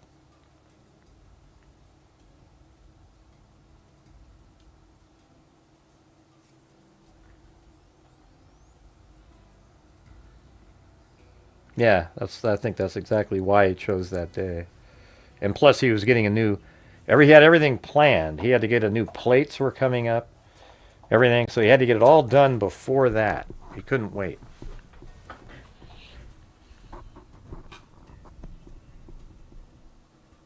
You mean my 360 degree video, or what do you mean? All right, so there's no other video or anything in here, so you just go to for that one, and then you put in 410. Then there's also a 415, and then 420, and then 425, and then 430. So this one does go to, you know, there's a lot. The dog barked forever. I mean, it just kept barking and barking. And I mean, it's unreal, really. It's like you'd think somebody would have said something, like a neighbor, you know. I mean, I think these are all barks. Let me look. Oh, I have it mute. Yeah. Can you guys see that? I mean, here's what's crazy to me. Like right now, just look at the screen. Don't look at anything. Look at just down here. Can you see all these? That's all barks, okay? So when does that start? Now, if I just I squinted my eyes, and I say, where is the bark starting? I could maybe pick right there. You know, is that a bark though? Let's see. Yes. So that's a bark. Now look what time. Let's see what time this is. So I gotta put these. I get the right size again on here. All right, there we go. So look at that. It's 4:17. That's exactly the time that I think that Xana and Ethan were being attacked right then. That's exactly when I think that is. Isn't that incredible? Like there's no barking, and then right at that first time, that's when this is happening. So anyways, let's just go back.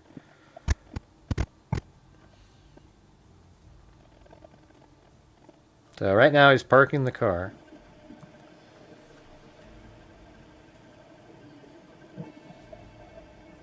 Here, let me make the audio more.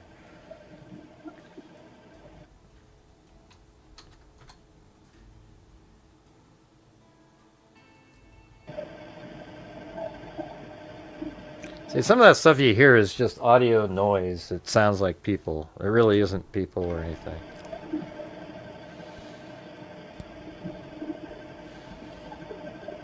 It's just when you boost something up, and then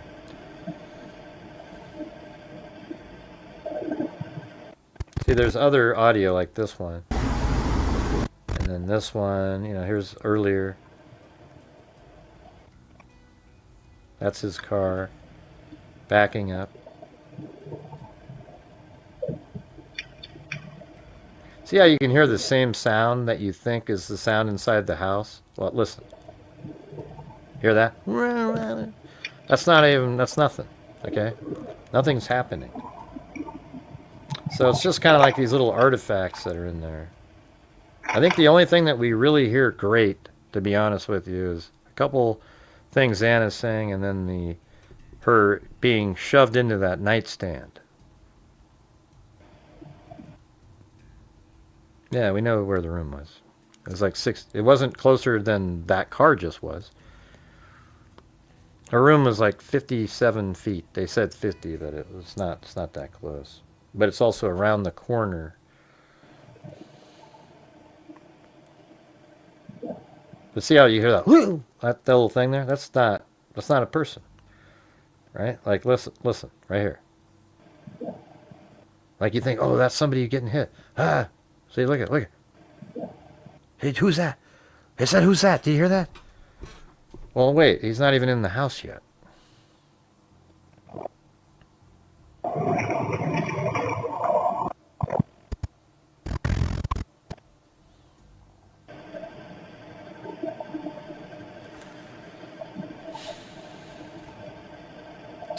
Alright guys, we're still at like 60-something%. Yeah, it's just weird of the huge gaps these times. Like it's just not... The massive lulls make it so it's really hard. You know? We still need, just to let you know, we need 17 more channel memberships to reach the goal. Alright, maybe I can boost this one up. But see, I don't know what any of the sound is. It doesn't mean anything. We hear stuff. And I don't even know if those are people or anything in those sounds.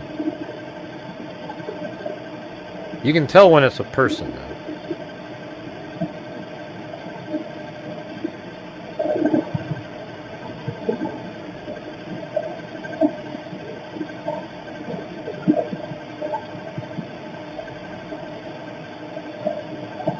See, I don't know if you can say that those are anybody.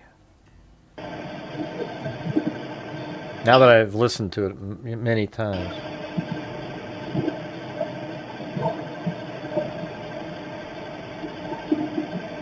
He's not even in the house at this point.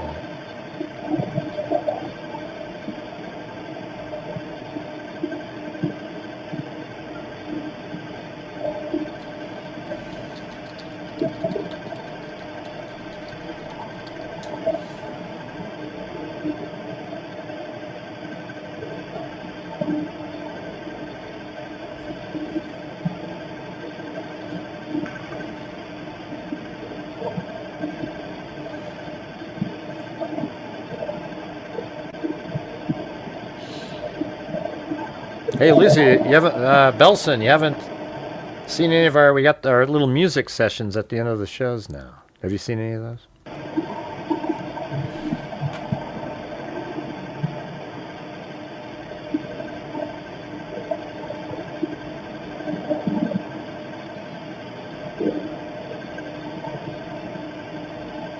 Hello, Roger.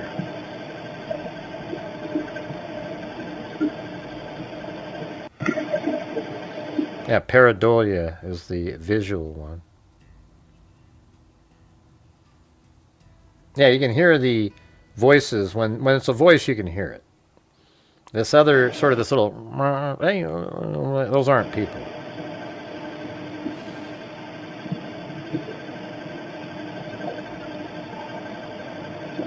It's just little artifacts that sort of people in their minds interpret it as being a person. That's what they say, Roger. Sometimes I don't feel like it. That's what they say, though.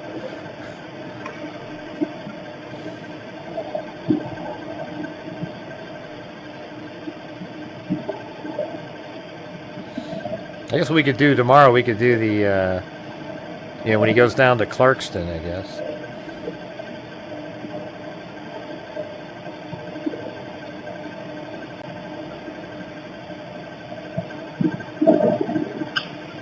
See, that's probably a human-made sound right here. This one. Don't know what that is. Maybe.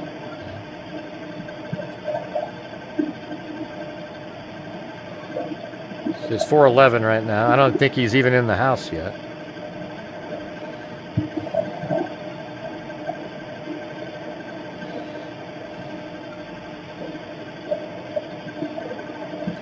Yeah, we still need 18 more channel memberships.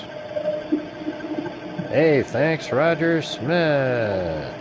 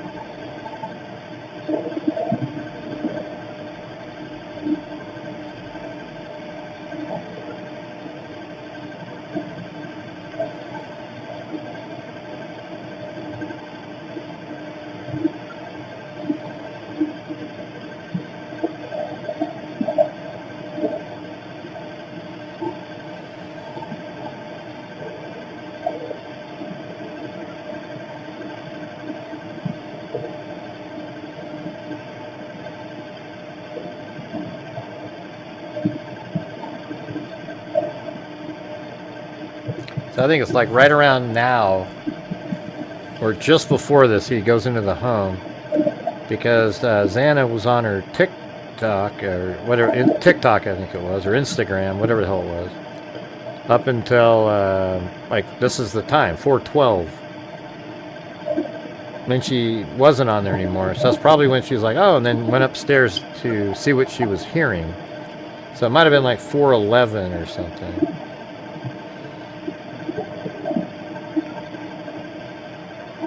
You know, it also could have been 4:12 and 50 seconds. We don't know. Yeah.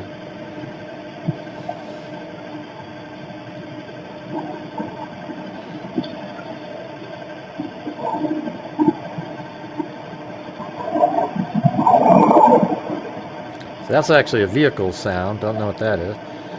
I mean, I was actually wondering at one point if that was his car. You know, like he's now ready, and he pulled the car up to the side at 4:13. You know, but then did Xana, I mean, what was Xana? Was Xana in the kitchen yet? Or she just happened to not use TikTok? You know, because there's that sound. I actually thought that maybe at one point that he was over here and he was ready to go. So he goes, and he pulls up to right there. And then he goes, boom. And now he's going to go in the house. And like in a 4-minute period of time, he killed them all. So he was in the home at 4:13 something, just like that. You guys hear that sound? Because what other car could that have been? And it only moved a little bit of a distance. See, look at it.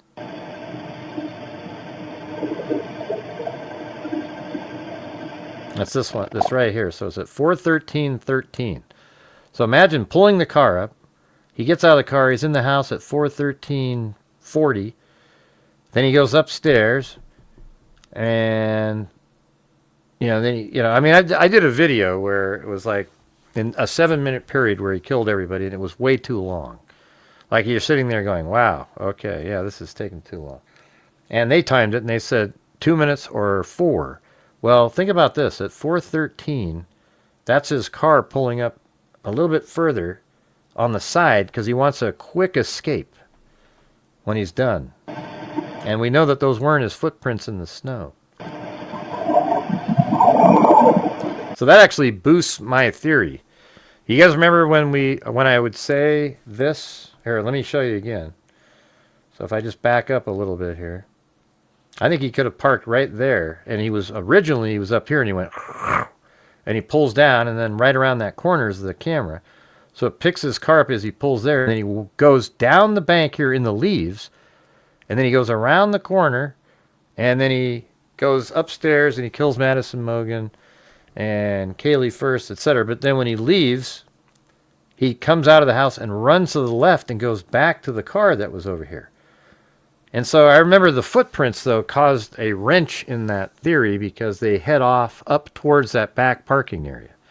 But now that those weren't his footprints, I think he absolutely parked over here. Because it's simple. You come out, boom, you're right in your car. You probably have this little blood spatter mitigation crap just right next to it or down below here. Or a place where you can just kind of take it all off. He has he probably practiced how to take the Dickie suit off where it doesn't get on you after you take it off. And he gets in the car and then he takes off. I'm not sure if you guys are even here. Are you guys here? Hello? Jesus. It's like talking to a brick wall.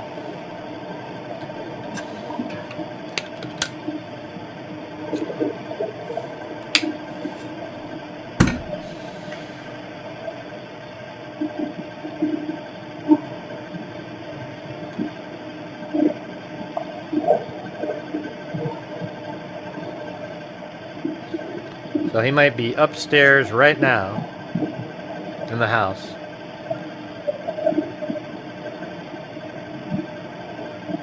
And maybe Xana, she was in her room doing TikTok, and then right around this time, she was heading to the kitchen to put the plate in there or something, and then hears sound upstairs. I mean, it might even be after this, Could have been 4:15 when she heard that.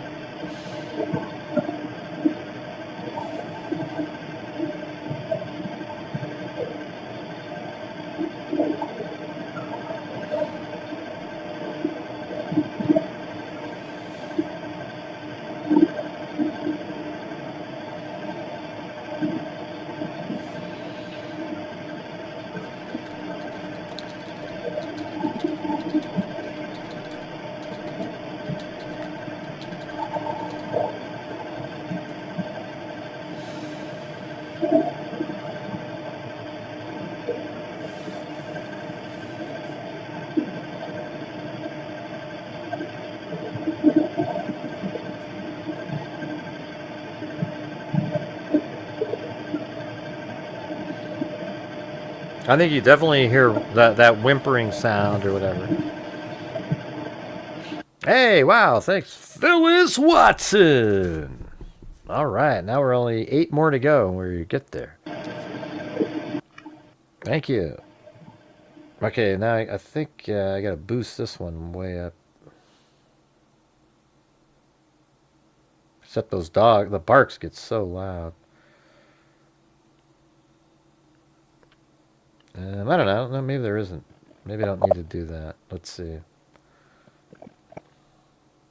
Yeah, that was sort of that sound. That's it. That was in this house, though.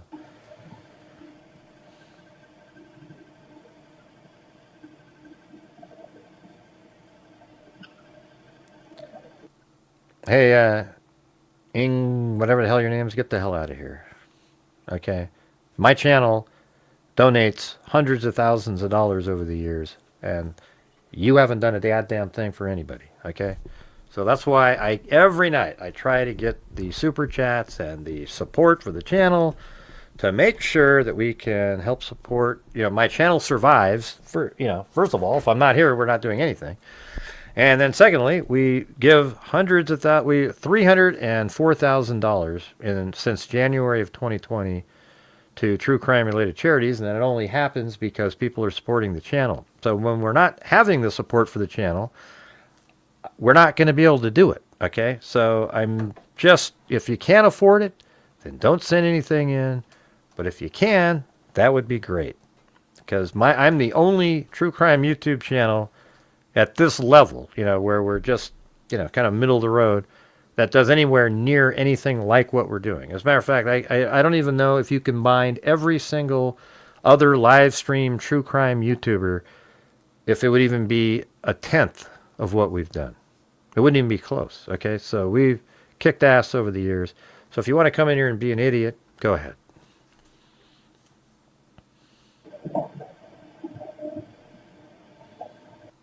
Let's see. Maybe I need to boost this up.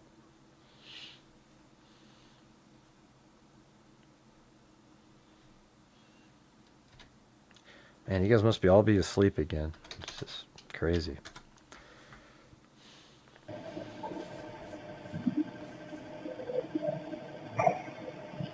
Yeah, why don't we get some likes hit, you guys? You ever thought of that? Wouldn't that be great? Yeah, so let's go ahead and hit that like button, you guys. I'm fired out of it, 10, Hit that like button, 10, 20, 25, 30. Hit that like button, 40. If we get to 100, we'll keep on going. If we don't get to 100, we're going to end the show. Hit that like button, hit that like button, hit that like button. It's the easiest damn thing to do in the world. You just hit your nose, use your toes, whatever blows. Hit that like button, it's so damn easy. Hit that like button, 10, 20, 25, 30, 35, 40. Hit that like button, 50, 55, 60. Hit that like button, 70, 75, 80, 85, 90. Hit that like button. It's the easiest damn thing to do in the world. Hit the like button. Thank you very much. 25 of them, you're out. 25, 30, now 5, I'm 35. So it must just all be trolls that are watching right now, right? Like, we're at 83 likes, and it was at 83 likes. So that means the other 80 people are idiot trolls. I mean, what a waste of your life. Go do something else. Jesus.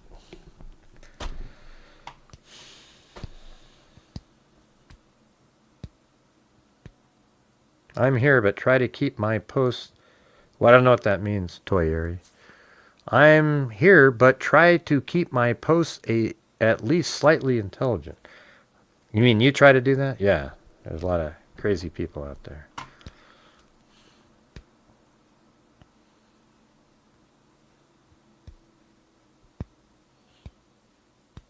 Yeah, I don't sit around and, I mean, I guess if I got to a point where people wanted, I could do some ads, I might do them or whatever. But I don't know, it feels sort of weird to be right in the middle of your show go, have you ever been lonely? Well, there's this really cool app out there called Twizzler where you, I mean, I don't know. It's like, what do you, that's just strange. Yeah, I think that's in this house, that door right there. See that? Yeah, that's right here. That's nowhere, that cannot be in the other 1122 King Road. It's too local. You can tell by the sound. So he's in there right now, and he's, probably still up in Madison Mogan's room at this point. And then maybe right around now, let's just say maybe like right around now, he's sort of chasing Xana down the stairs. Maybe, I don't know. See how long this is, though? See, that's what I'm saying. There's just so much time.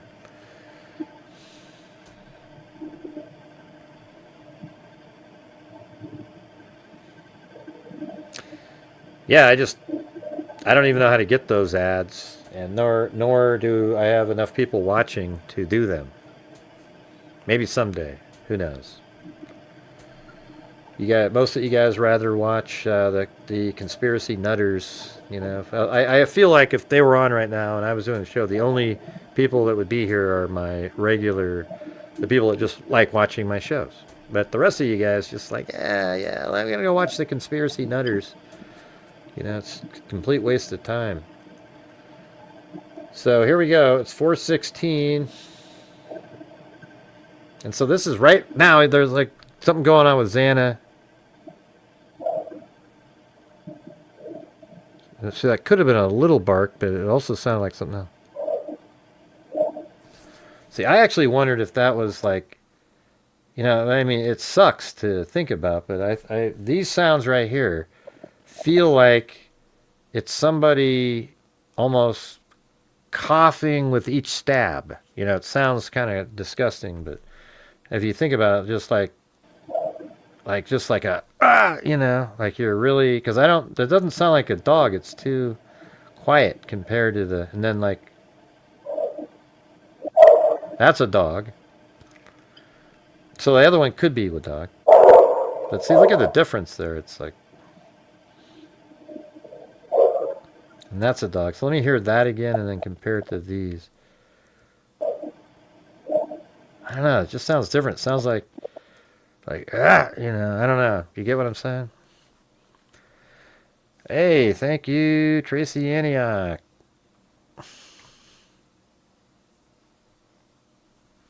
Here, hold on. The screen's going to go dark for a second. Oh, there it is. Okay. It was on that one. I guess the screen just doesn't have it. She said, I got on late, Gray. You have put in so much work. We all thank you. I tune into your channel first for all the facts of true crime. Well, hey. Well, thank you. Very cool.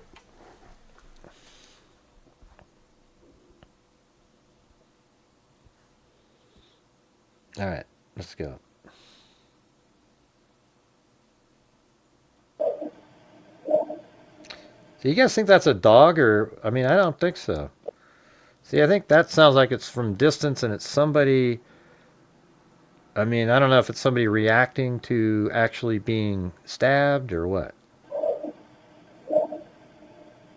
Just doesn't sound like a dog. That is. Now, I guess it could be like the dog's facing another direction.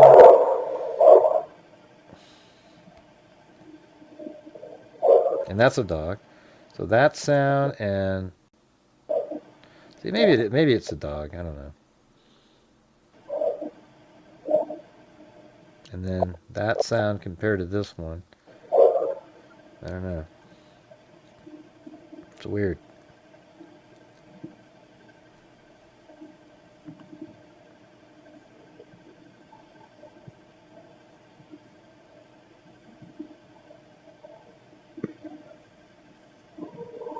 See, this is definitely, this whole section here is stuff, you know.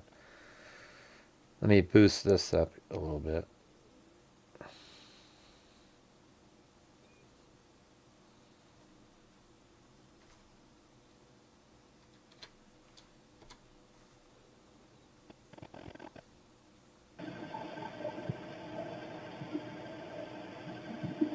This is right when Xana would be being attacked.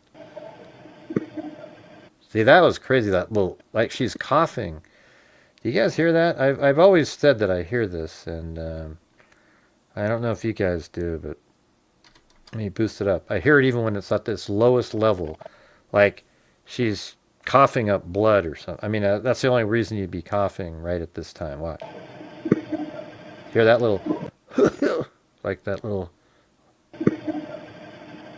I don't know what that first, I boosted that other part. See, just right here, this part, watch. Get out of here. Like, what are you doing? Get out of here. That's what I hear. What are you doing? Get out of here. I know that's totally using the EVP or spirit box reading, but that's how I hear it.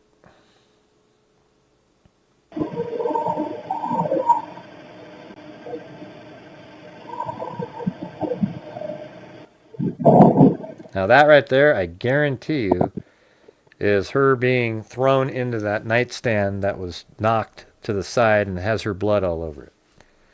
And that's when he left. And then she's whimpering.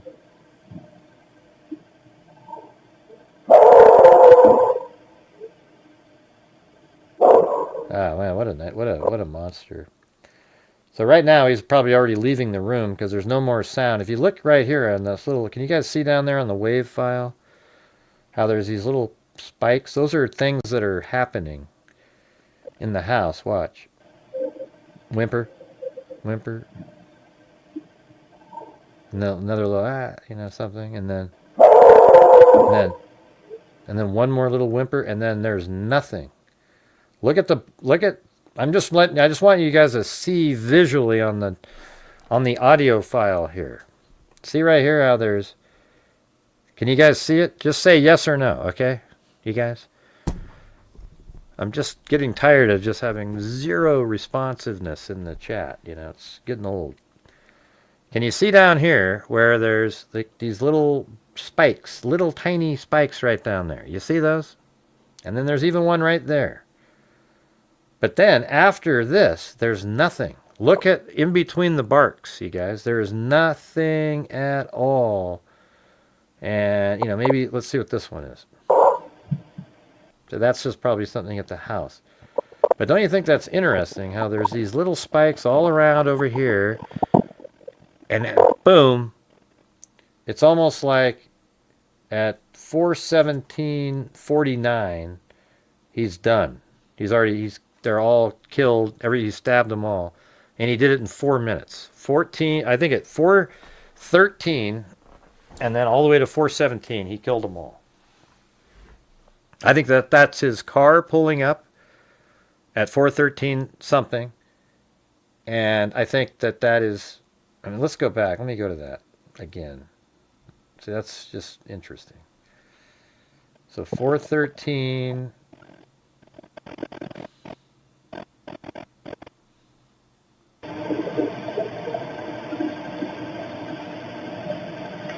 He's not in the house yet, in my opinion. At 4:13.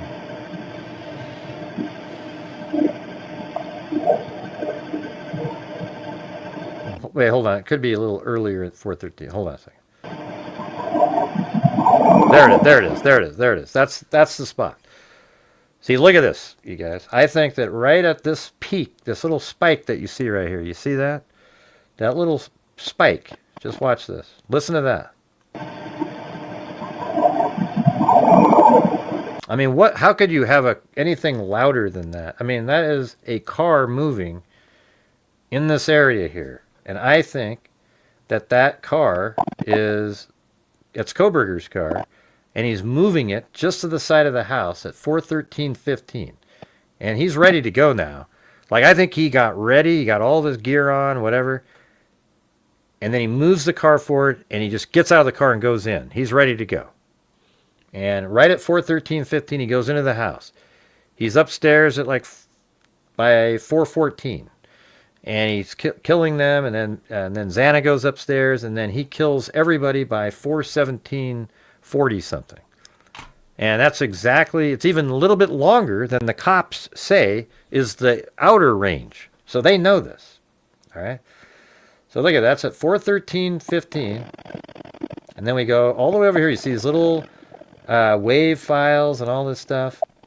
And there's tiny little dots because there's something, some sounds going on, little waves. And then you got a bark, bark, bark. And then there's more little tiny spikes in here. And we got all that. And then all of a sudden, so like right after here, here's Xana whimpering at.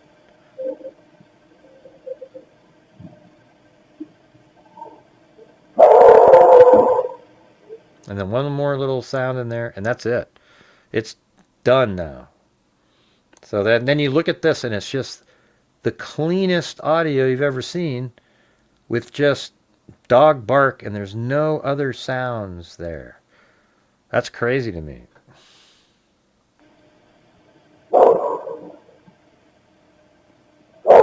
See that? Nothing in there in the middle.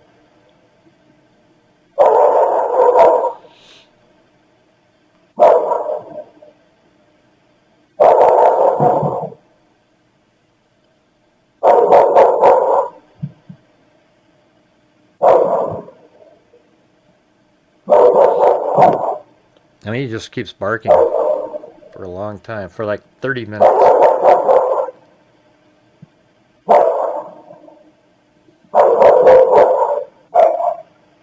That's right, Lisa. It's crazy.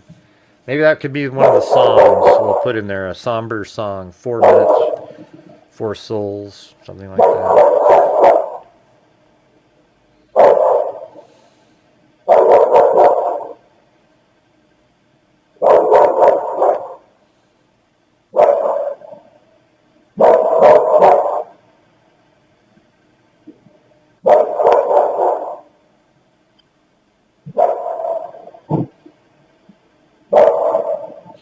Now that right there, check it out. I think that might be, oh man, it's all coming together again. I remember doing this. Did you hear that little sound there? I think that's his car door opening. He's doing like shutting his trunk or something. Here, listen to this right here, watch. What is that? Like, boom. And that's right where you would get that kind of a sound from where that car would have been parked on that side street. So, I mean, just look at this again. Right here. You're parking there, and the camera is just around the side of that house. Like, ding. That little thud, right? You hear that? So that's him at his car at this point, in my opinion. There it was. Let me do it again. So let's do it again. The sound right here.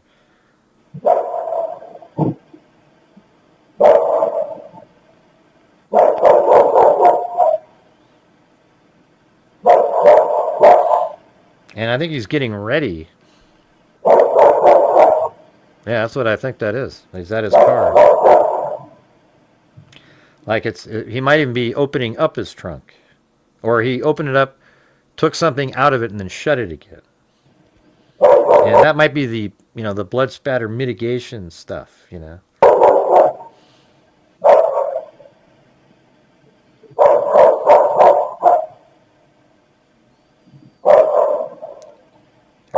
Let me mark these things in here.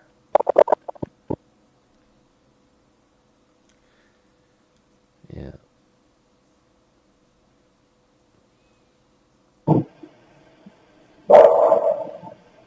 Let me mark that. And let me go back to that car sound. 413. Right there. Marker. So that right there, 413.18, and then he's already back at his car with the trunk right at 418.59. So about 5 minutes later, 5 something.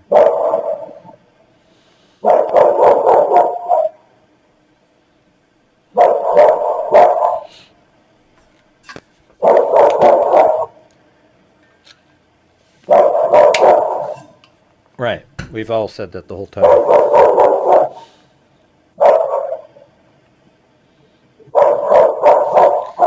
I always think it's funny. You know what I think is funny? It's like people say, wow, how come there's no blood in his car?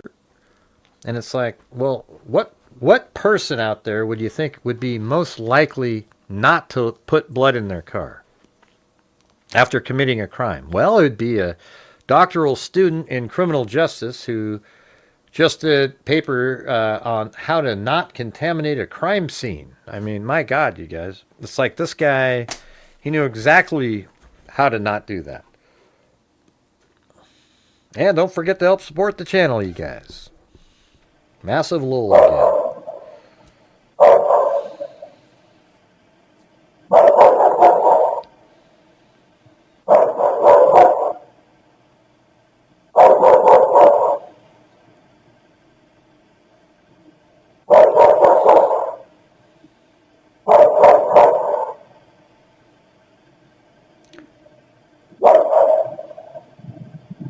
So you would think we would hear something like a door shutting.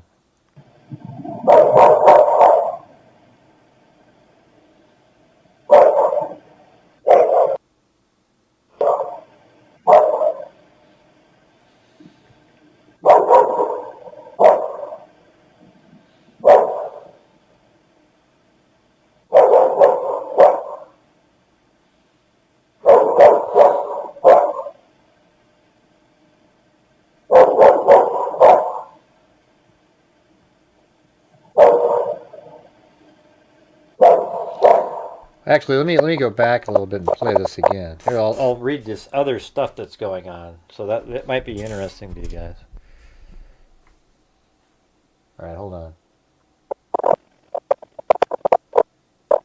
All right, so as this is playing, here, watch.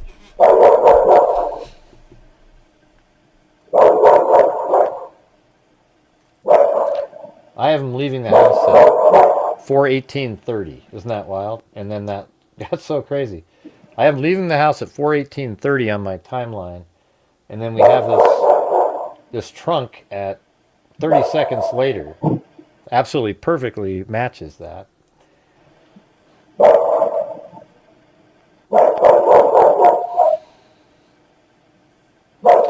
Okay, right now, Bethany calls Dylan on the phone.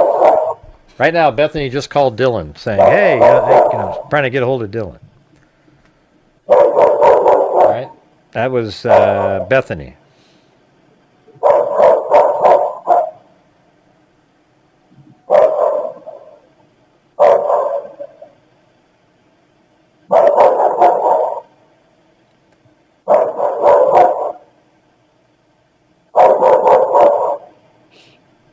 It's not a really good point. They just had the dog was barking. That's it. It doesn't matter. See, what people try to do when they ask these kind of questions, they try to sound like there's something nefarious going on with the roommates. Who cares? They didn't. That's just the way it is. Okay? They probably didn't want to leave their room. Now, it's not a good point. It's not a true that. Okay, let's see. See, when people bring that up, they're trying to like infer, hey, wow, what's going on with Dylan and them? How come they didn't... Yeah. All right, so then at 4:20 here...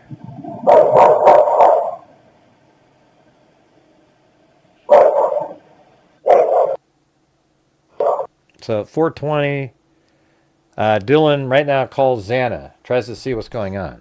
All right, you see that?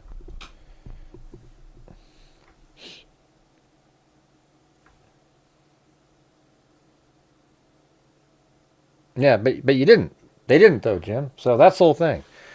What I'm trying to tell you, yeah, I mean, I guess what you're saying is the one about the gym, yeah. But it's the same thing. They didn't.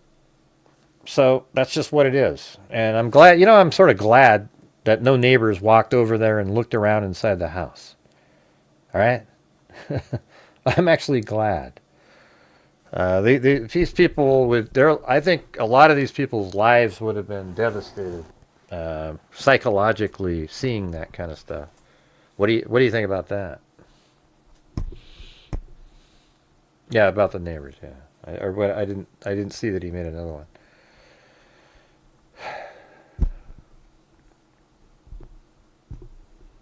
Yeah, Bethany and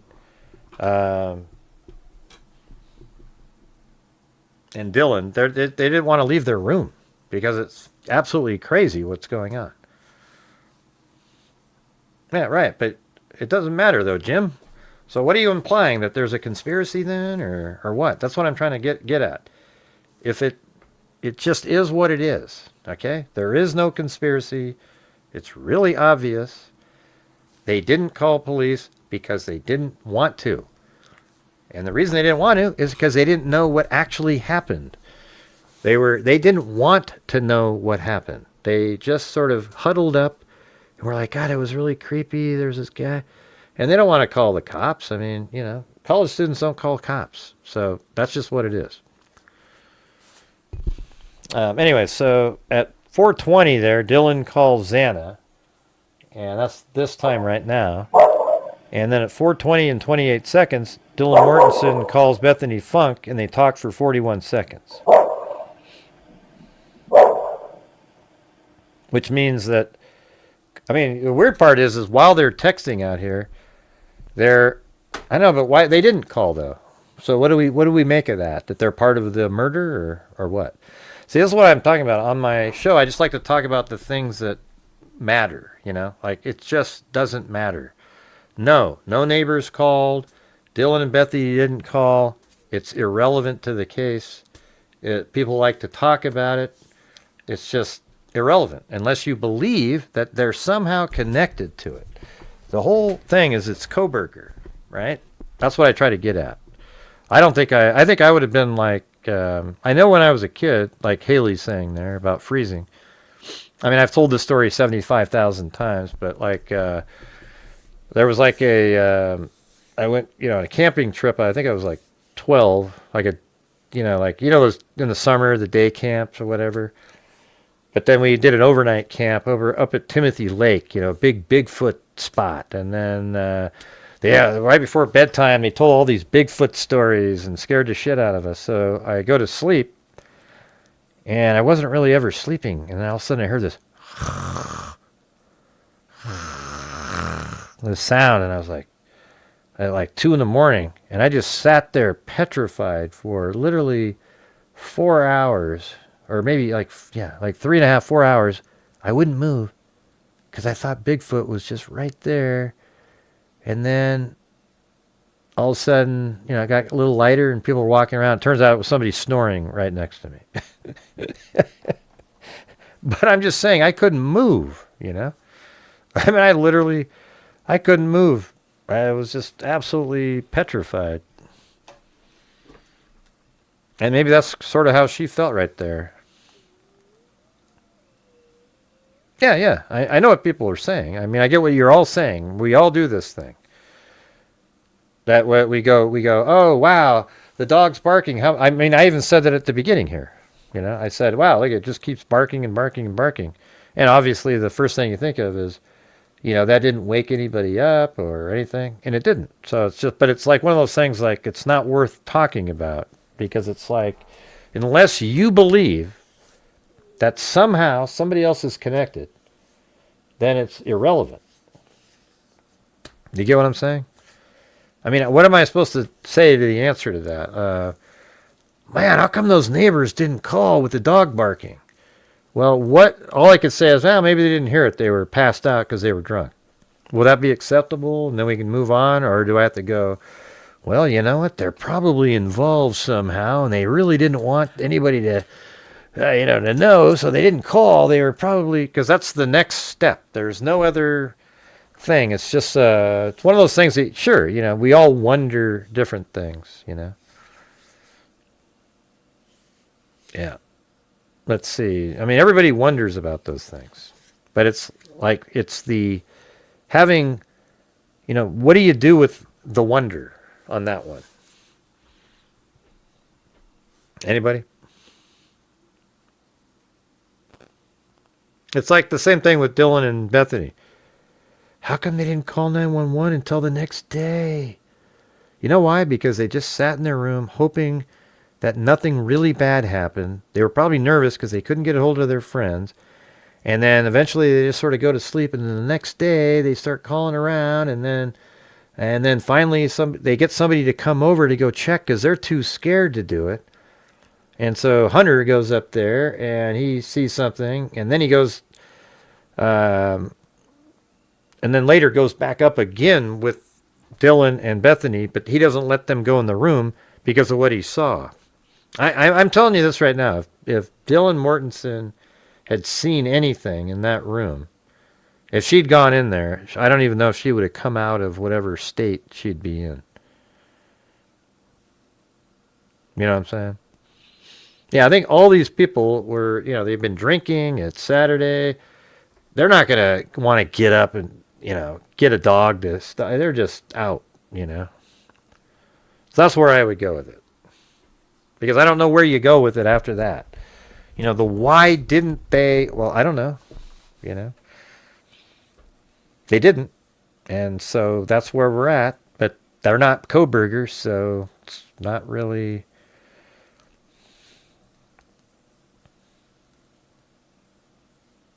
I do know that.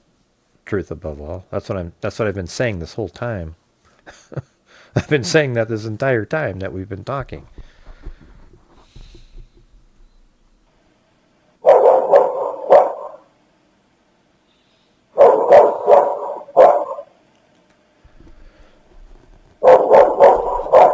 Yeah, so right now they're talking. Dylan Mortensen and Bethany Funk are on the phone right now. Now let's see if we can hear anything with Kohberger's car or anything.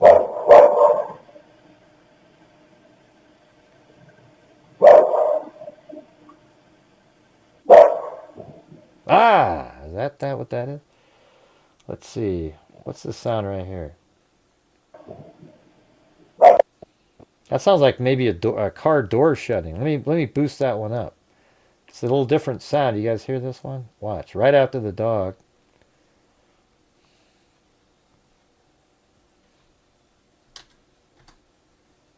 I mean, I don't care what you guys. I'm just trying to tell you. Like, a lot of people ask these same questions all the time. It's no big deal.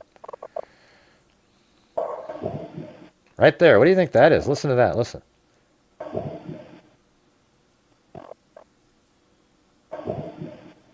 Man, I think that's his car door shutting. I'm not sure.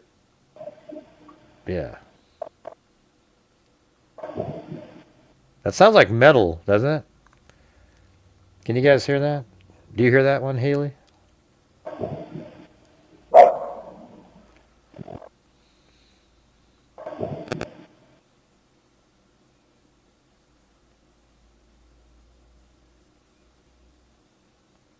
What are you talking about, Connie? Man, you guys.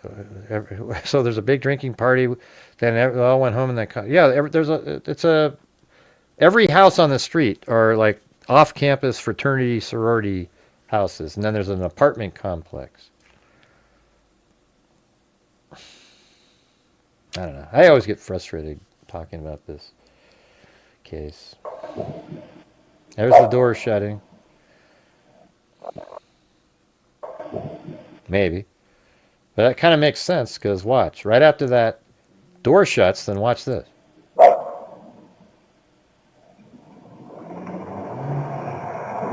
That kind of makes sense, right? Like, if that is the door, does that make sense at that timing? Let's see. Door shut. God, it's weird because it's already... Man, that's crazy. Does that make sense, or was this too soon? Because it's turning. See how you can see the headlights right there? No what? What do you mean no? What are you talking about? Here, you see the headlights right there? That means it's turning right there from that corner, which is right here. So I guess he could have been right there and then went... Phew. Yeah. Well, at least everybody else heard it. So let's say he was parked like right there and then guns it, because he just takes off like a bullet out of here. That little... I don't know, I think that is what a door sounds like. You probably can't hear the sound that I'm talking about, Haley. Your headphones probably don't work very good. Let's see. So right there. I mean, it could be... I mean, it might not be, though. I don't mean, it's hard to say, because it's like he's already like so quickly moving around that corner.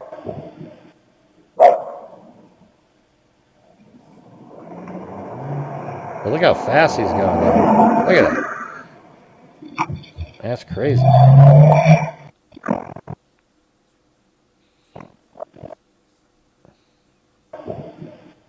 I mean, what else would that be?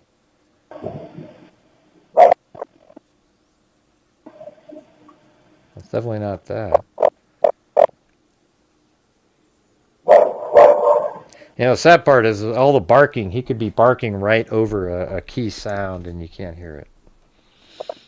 So anyways, that's sort of...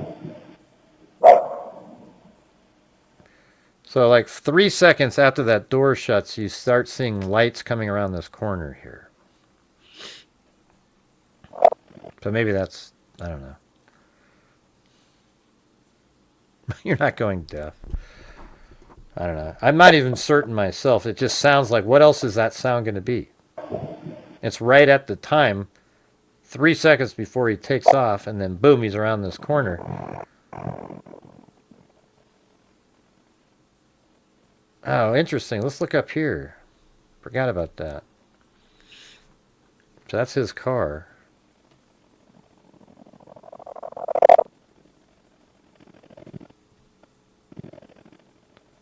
So if it comes from...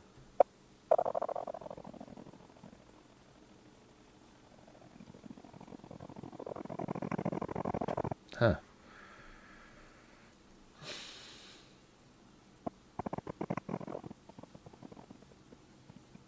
All right, yeah. So it comes from the left over here. That means it would be... Ah, man, I wish I could see it in that other... But the house is blocking it.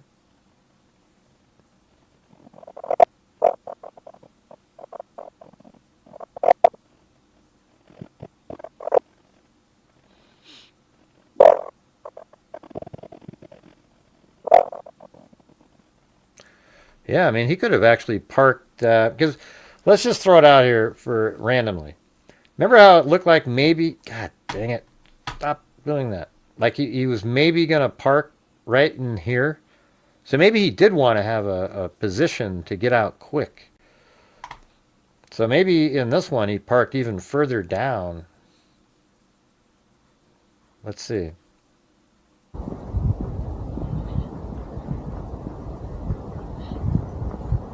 So what if he pulled in to just the right there even? You know? Like he parked right there, and then he goes into there, and then when he's done, he's in his car, shuts the door, and immediately pulls off and turns around, and boom, and then that's why the lights are right there. He's further down, not there, but like right here even. What do you think of that?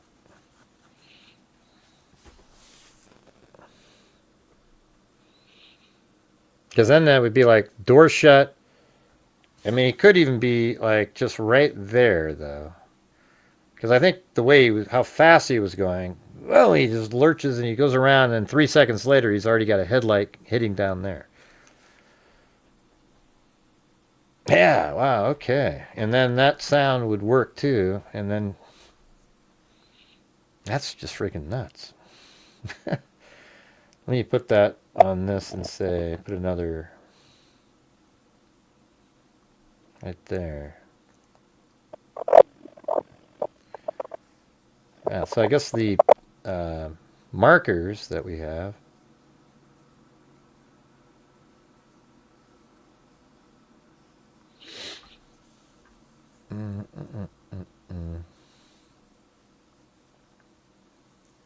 There we go. I got to put these on there.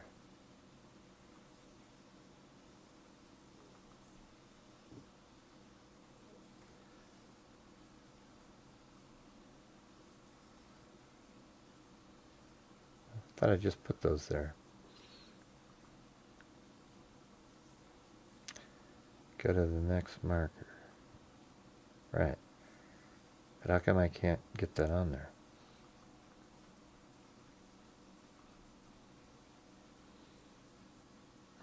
Anyways. Yeah, so I think if I look at it, I got it 413.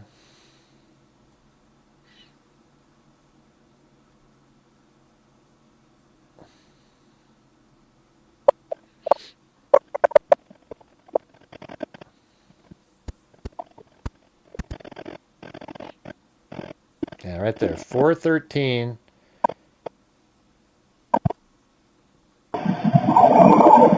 That's the car pulling up to that last spot that I was just showing you. So he pulls up to right here. And that's why you can hear it on the camera that's on the other side of that house there. All right, that's at 413. Then at 418 and 59 seconds, he's already killed all of them. And he's at his car, and then he opens up the trunk.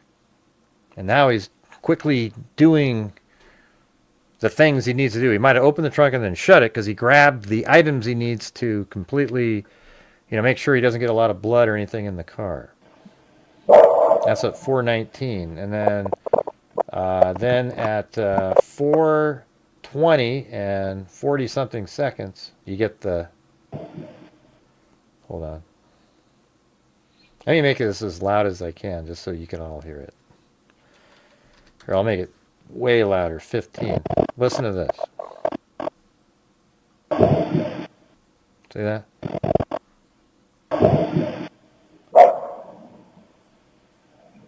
Boom, he's out of there. Like he's shuts it, bang. I mean, I don't know, it's weird though. It's like, how did he get that car turned on that quick?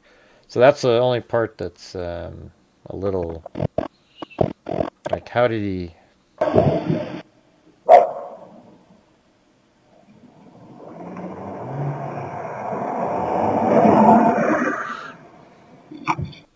Yeah, but that sort of works though. I mean, it's just, Yeah,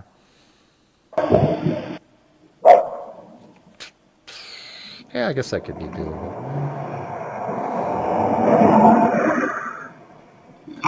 All right. Remember earlier how slow he was driving around up here. Watch this one.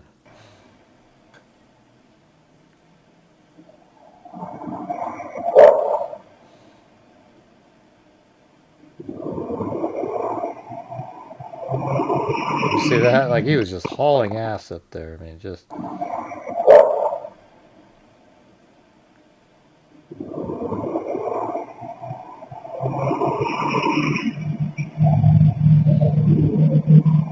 There you go. And then, look at this. I mean, I would imagine the dog kept barking even longer. Because this goes all the way to 4:47 and it's still barking.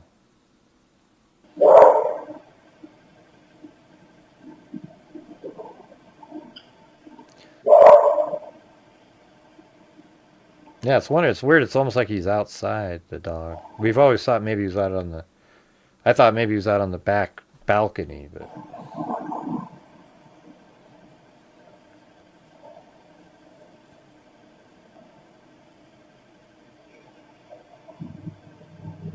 All right, guys, we're still not at the goal tonight, so if you guys could help support the channel, we are, I don't know, 8 channel memberships short.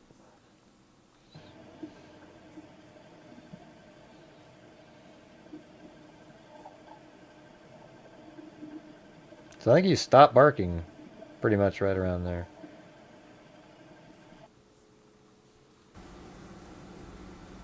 I don't think there's any more. So there you go. We just had the whole thing. Got to get these.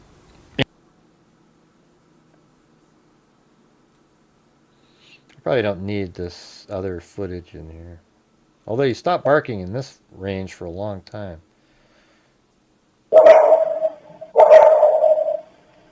And then didn't bark for 44, like almost a minute something.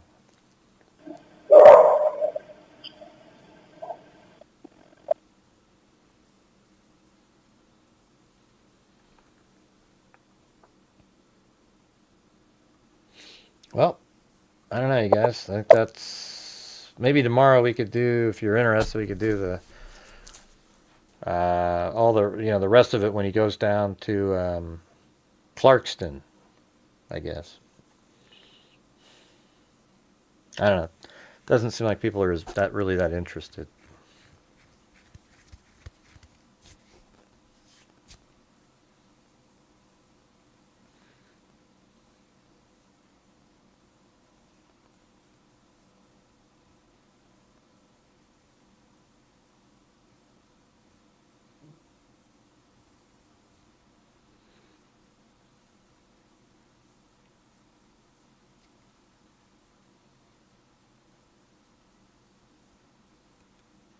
Whose manifesto?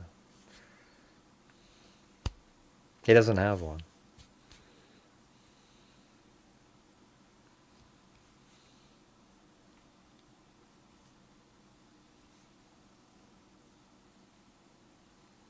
Yeah, the dog's fine. The boyfriend, Jack, he has it. There's videos out there.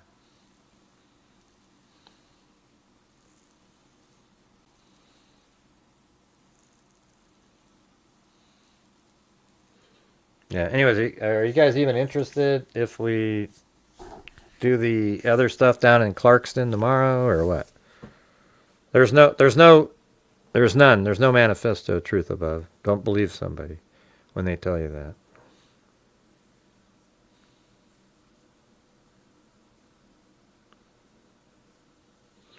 I think it's like he's on... You basically know exactly where Kohberger is the whole time, except for a few times back behind Willanta Drive back there, where he was for like 3 minutes or so from time to time.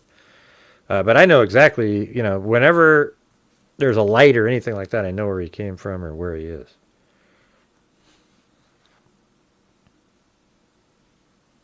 Right, you're talking about Elliot Rodger, right? DK.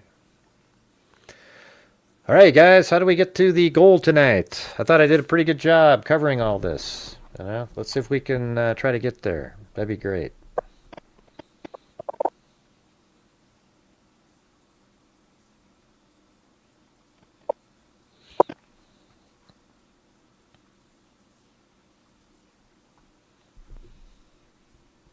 Yeah, my channel tries to make a goal every single night because of income, super chats and whatnot from the people watching.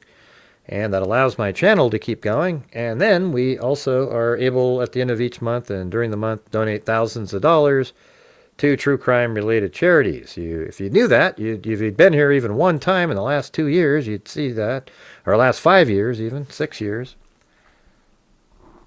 Yeah, we just try to get the support.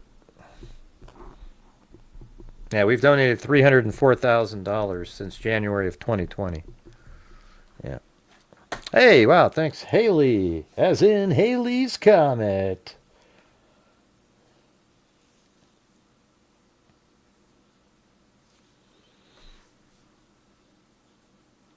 No, you forgot? Okay. Well, no problem, Anna. Yeah, we just get a lot of trolls that show up over here, so it's always hard to tell what people's motivations are. Maybe tomorrow, here's what we do tomorrow. How about this? Tomorrow we'll go over the rest of the timeline. Oh yeah, I think it'll be freaking amazing. Yeah, this is crazy. Remember, because Kohberger calls his mother. Oh yeah, we got to go over all this. I got it all. I spent a lot of time on that timeline and have added to it, changed things around. What do you guys think of that? Hey, thanks, Tamsters. I think that'd be sweet. Okay, so how about we go through the rest of the timeline leading up to going to Clarkston, all right? Because I do have the Clarkston thing on here. It's crazy. Yeah, so at least everybody will be right back up and familiar with the case, all right?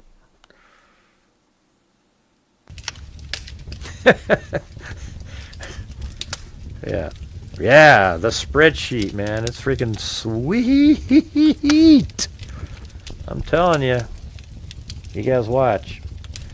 The crazy part is I have all the text messages. At least, yeah, I think I've got them all. Yeah, dude, what the F? I'm freaking out right now. No, it's like a ski mask almost. Shut the F up. Actually, yeah, it goes on and on and on and on. So you can hear, and it's obvious. Like when you listen to Bethany and Dylan, they're just not sure. They didn't ever want to go check to see what happened. Would you? I mean, let me just ask you, would you want to do that? If you thought something really horrible may have happened, but you're not sure, wouldn't you rather just kind of go to sleep and hope it's not true in the morning? When you're a 20-year-old kid, just like, yeah, maybe let's just see what happens. Let's wake up and see what happens. Really? You'd want to go run into the room and look at bloody people, Anne-Marie? Yeah, that makes sense. Yeah. At our age, no, you wouldn't do that. You'd be like, shit, what's going on, Like the other day, I mean, see, remember when I was telling you the story about with the Bigfoot when I was a kid, but, the other day we had my neighbor and their chickens, and my neighbor started screaming because a raccoon had just came in and killed her. I ran right over there and was right there trying to, it's just like when you get older, you're just different, But apparently Anne-Marie 103 there is a superhero. She would have been jumping up and running around in the room. Let's see. No, there's just no way. You'd just be like, hey, I'm telling you this right now. If Dylan Mortensen had to go look at the body that night, the bodies in the room, I think she'd be in a mental institution right now. I think she would be completely just screwed.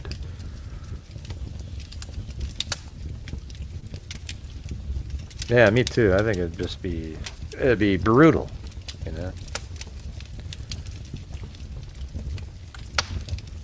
It would be crazy. I don't know. I don't know. I don't. Why do you think he would kill the dog? I don't think he's like that classic sociopath type. I think he's a psychopath. Just a plus being. I think he's got a little autism in there. Autism plus psychopath.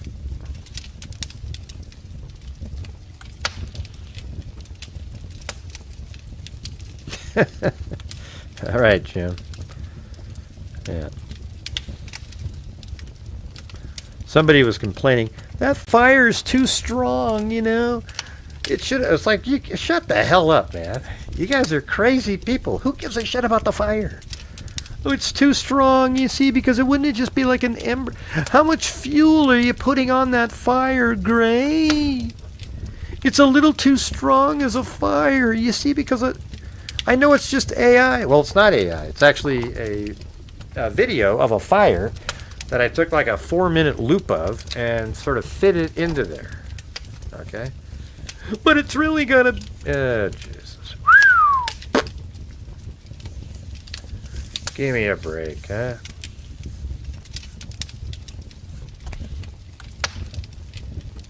They're contributing to climate change. Yeah, I love how they call it climate change after decades of calling it the next ice age, you know, or whatever they called it. No, it was global warming, right? Oh, it's global warming. It's global warming. Oh, shit. Now it's cold as hell out. Okay, climate change. There we go. Now we can just, anytime the climate changes, we can refer to it as being our fault. You know, I always love that shit. Oh, how about when there was a tornado in Brooklyn? Remember that? A few years back, there was a tornado in Brooklyn. You know what they said? There hasn't been a tornado in Brooklyn in 127 years. And I said, well, was it climate change 127 years ago? Why was there one in Brooklyn 120 years ago? Man, there must have been something really weird going on. That just... Right. So don't use those little things. I don't disagree that things might be getting warmer, you know, but when they use these little samples, they're just so dumb.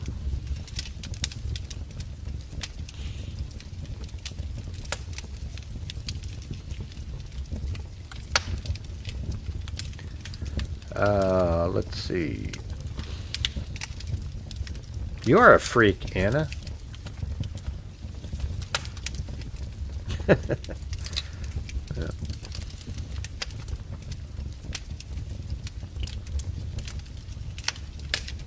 Yeah, we got a lot of free memberships have been given out by, you know, a lot of people. Haley, Phyllis Watson, Lisa Belson. I'm not sure if she's still here right now. But.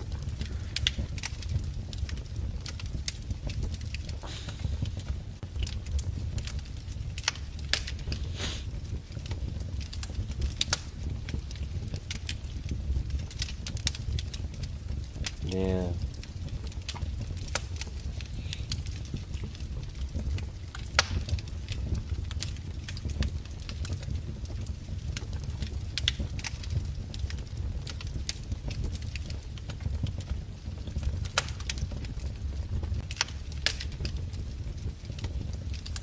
I think people that accuse Dylan Mortensen and Bethany Funk or any other element other than Bryan Kohberger, you're disgusting people. And your brains don't work. And if you are sitting here and you've heard these other people try to sell you this nonsense, you are being absolutely tricked by low-life, absolute wacko, nutjob people. Okay? Bryan Kohberger is 100% the killer in this case. There is no doubt about it at all. He did it. He admitted to doing it. And to listen to these lunatics tell you over and over and over again, oh, he didn't do it. No, hey, we won. He's going to try to get... Oh, God. You guys. Embarrassing. Yeah, that was a good line she said earlier. You still out there, Lisa Belson? What was it? I think it's embarrassing that so many people believe these people. Okay? That, oh, Dylan and those guys, they had something to do with it. You guys are crazy people. Your brain has been compromised. I know. They always do that. All right.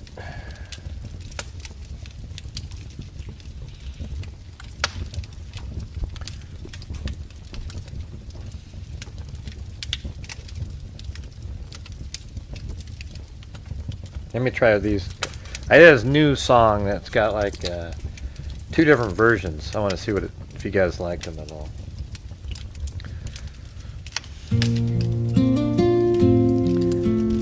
It's almost like country music, you know, or classic rock. I watch the shore erase its lines tonight. A scatter of foam, a whisper the tide won't keep. The ocean rose like coin light in the dark. Each toss a little lower. More like classic. Secrets with no mark. I drift on choices lifted by wind and chance. No compass in my pocket, just the pull of circumstance. There's beauty in the tumble, in learning how to sway.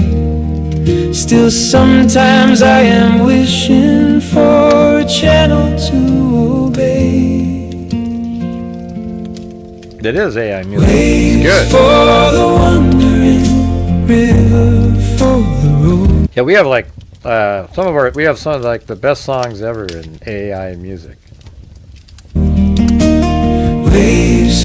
It's been incredible, really. We have like 6 songs that if they were on the radio, you'd love them. For the wandering river, We've been doing this every night for like 2 weeks now at the end of the shows. for the road.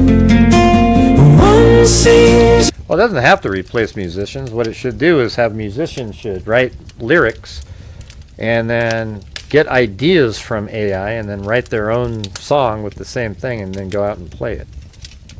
You know, you don't have to share the actual song with anybody, you know. Just like the stuff that we're doing, I'm playing it because that's kind of fun. You know, but if you're a musician, you could get inspiration from it and then be like, "Oh, wow, okay." And then write your own music, put it together in a band and sing it, and you know, and it's you're the one that used it as the tool.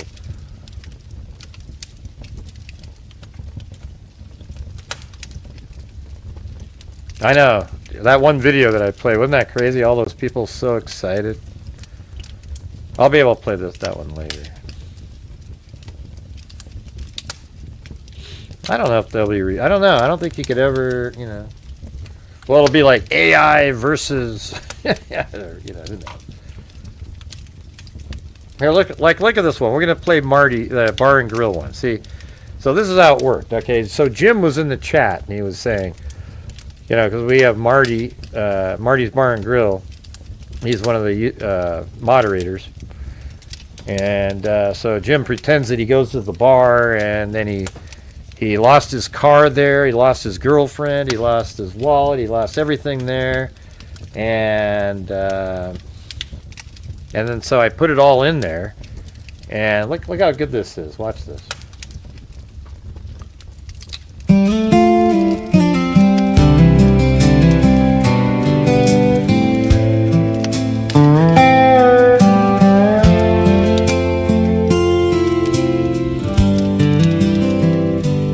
Parked my ride outside of Marty's Bar and Grill. Woke up to a tow truck and a sky gone still. She said her name was over when the jukebox fell. Left with a suitcase and a cigarette shell. I lost my car at Marty's, lost my girl and my pride, lost my wallet, lost my phone, nothing left on my side. Lost every game of pool, and my luck ran out like a bell. Lost more than I wanted, but But I found Jesus in that Wisconsin jail cell. Tried to catch a memory at the corner of the bar.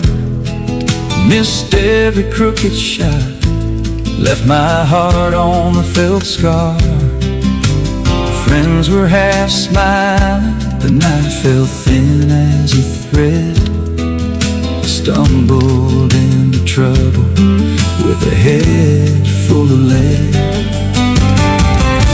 I lost my car at Marty's,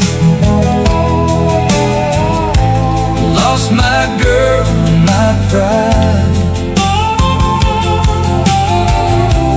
lost my wallet, lost my phone, nothing left on my side. Lost every game of pool, and my luck rang like a bell. Lost more than I wanted, but I found Jesus in that Wisconsin jail cell. Fluorescent light and a Bible on the sink.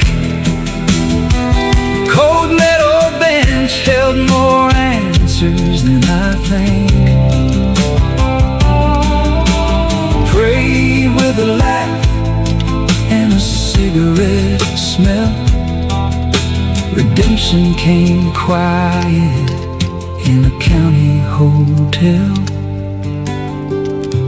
I lost my car at Marty's, lost my girl and my pride, lost my wallet, lost my phone. Yeah, Haley's gonna write us a song soon now too, right, Haley? Come on, Haley! Lost every game of pool, and my love tolls like a bell.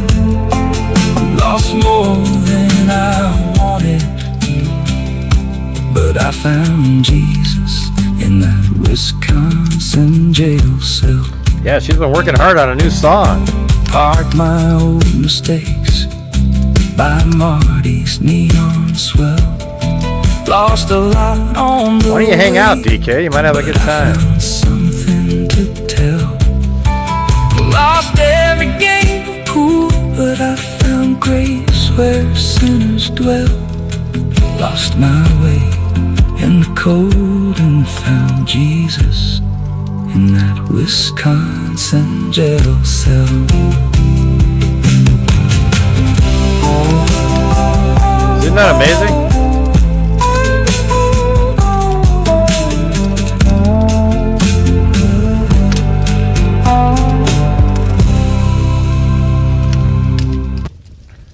See, come on. For those, that's like a legitimately good song right there, right? All right, and then so that one and this other one are my favorites.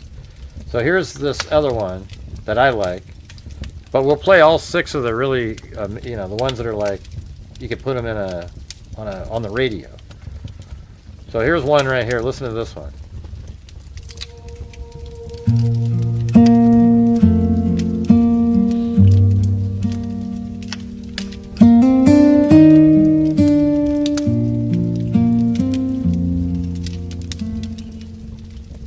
Street still smells like rain and rust. Your jacket on the chair, your name and dust. I traced the hour where the light fell thin, and the man with empty eyes took the shape of him. My nights fold under the weight of the white. I wake with your breath and the echo of lies. There's a knot in my throat I can't untie.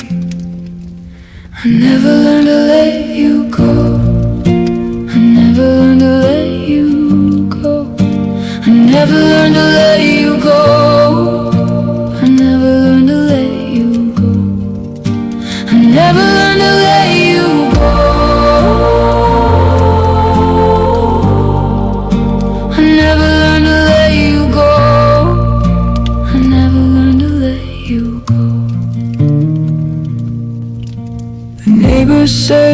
sirens left too soon. They whisper of a price beneath the cold moon. I keep your pictures in the drawer like sin, folded pages of the love that should have been. Days move around me like a room without doors. Every smile is glass that shatters on the floor. How do I breathe when my heart keeps score? I never learned to let you go. I never learned to let you go. I never learned to let you go. I never learned to let you go. I never learned to let you go.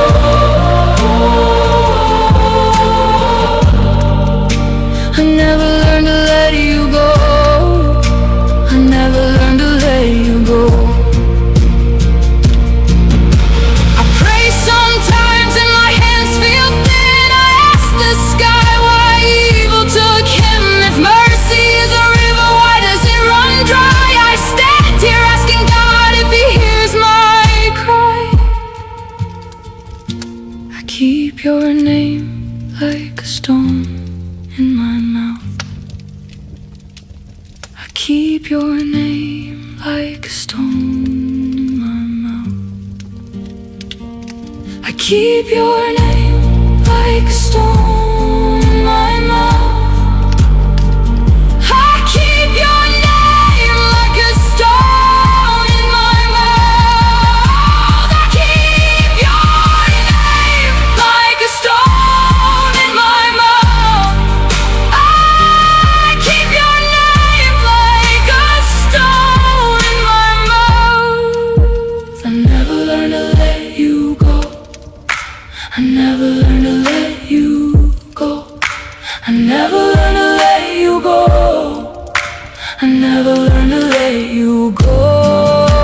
I never learned to let you go. I never learned to let you go. I never learned to let you go. Maybe I'll learn to carry you softer with time. Maybe faith will stitch the wound that's mine. Till then I walk with the shadow you left on my soul, praying to God to teach my hands to hold. I mean, that is just so good. Man. Alright, and then there's this, let's see. This one, pretty good. This one's also in there.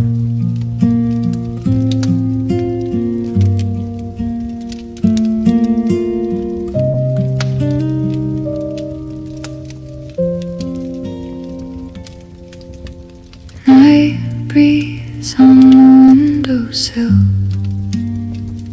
I count the stars like faces I can't touch. Morning folds its map across the room. I trace the places where your laughter used to be. Coffee cools beside the photos on the shelf. I wonder which road took the best of you from me. Shadows keep the questions that I can't unlearn. Echoes hold the stories I still hate to learn. I find it wise to find the time to know and to feel their love and to glow. I find it wise to find the time to know and to feel their love and to glow. Letters in the corner smell like distant rain. pocket are maps I never read. I talk to empty chairs and wait for answers back, wishing on the corners of a life I can't retrieve. If memory's a river, I keep diving in to catch the little truths you left inside my skin. I find it wise to find the time to know and to feel their love and to glow. I find it wise to find the time to know and to feel their love and to glow. The chorus I came up with, I didn't have the rest of the words. Maybe they're under all the quiet that I fear. Maybe they're humming in the songs I still hear. I close my eyes and reach through the distance and the years to hold a piece of all the people I held dear. Softly I call their names into the night, fingers on the map, trying to bring them into light. I find it wise to find the time to know and to feel their love and to glow. I find it wise to find the time to know and to feel their love and to glow. Night breeze on the windowsill, I leave the light on, hoping somewhere someone feels the same and keeps me on. All right.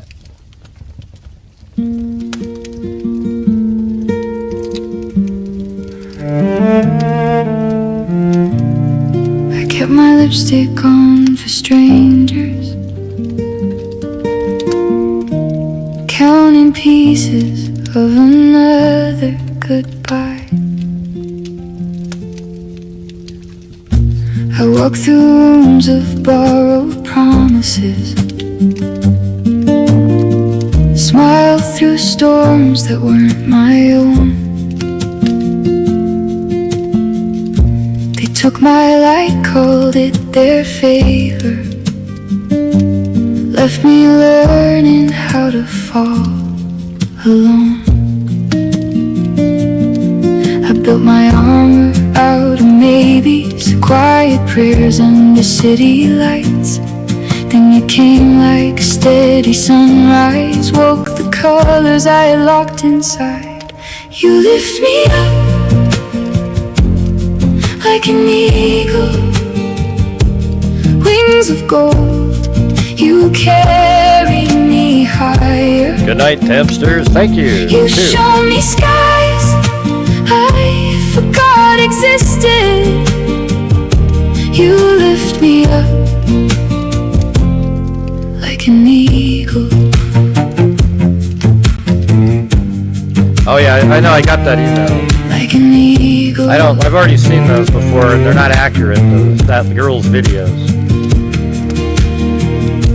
I used to measure love in She just did it for footprints, trying to fit where I didn't belong. You said my name without a question, made the broken parts feel strong. No more dodging all the thunders, no more hiding from my truth. Hey, Tamster, did you ever watch the my animation that I made? So that same girl did the same. She took like the exact same even theory and put it in hers, like, oh, in the kitchen, looks to the, I mean, it was crazy. It was obviously pilfered right off of my video. But, you know, she's talented, you know, but she's just not accurate on the stuff like, okay, now here's where this came in. It's just somebody trying to, I mean, you know, if you worked with the actual blood spatter expert and they told you this is where it went then, and you're just doing what they told you, that'd be great. But she's just guessing at what she's doing. But anyways, you know. But I made the same, you know, I made an animation that was, you know, obviously some of that stuff in isn't very good now. I mean, it's good animation, but like he didn't go into the bathroom and he didn't sit down. But they were saying this in that special, so I thought, okay, wow, he sat down in a room. Holy shit. You know, and so I put that in there. But all the rest of it, I think, is right on the money. Chase Xana down the stairs. With your hands taught me to trust the weather and trust the rhythm. But she's good. She's really good at animation.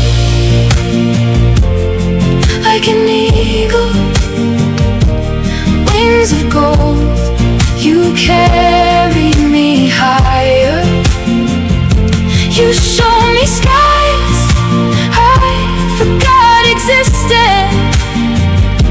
You lift me up like an eagle. No, I don't know which one it was.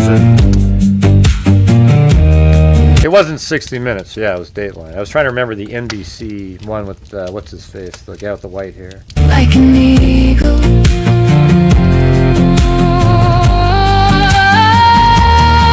I was a whisper in a crowded silence.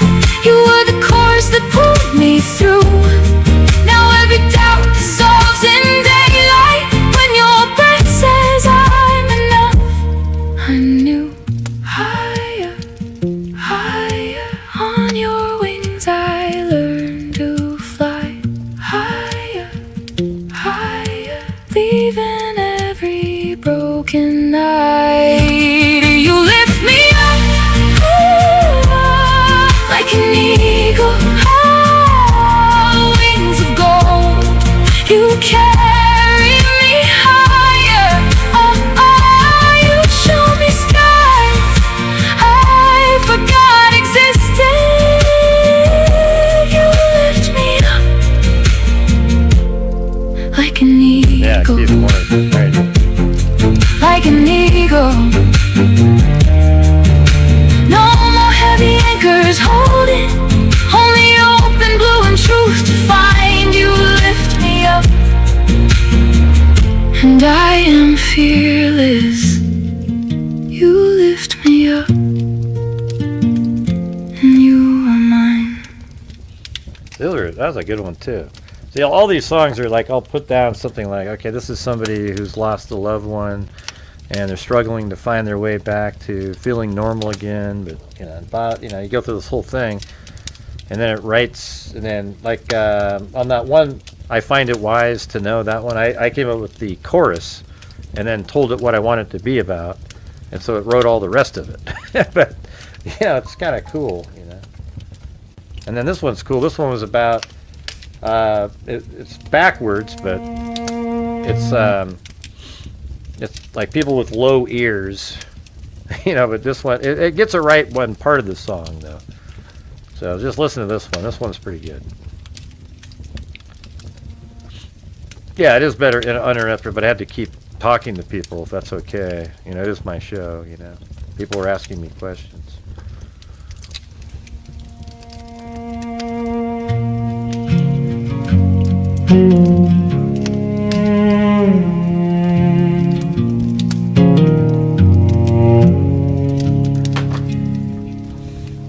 Night hums in the corners where the bright lights don't reach.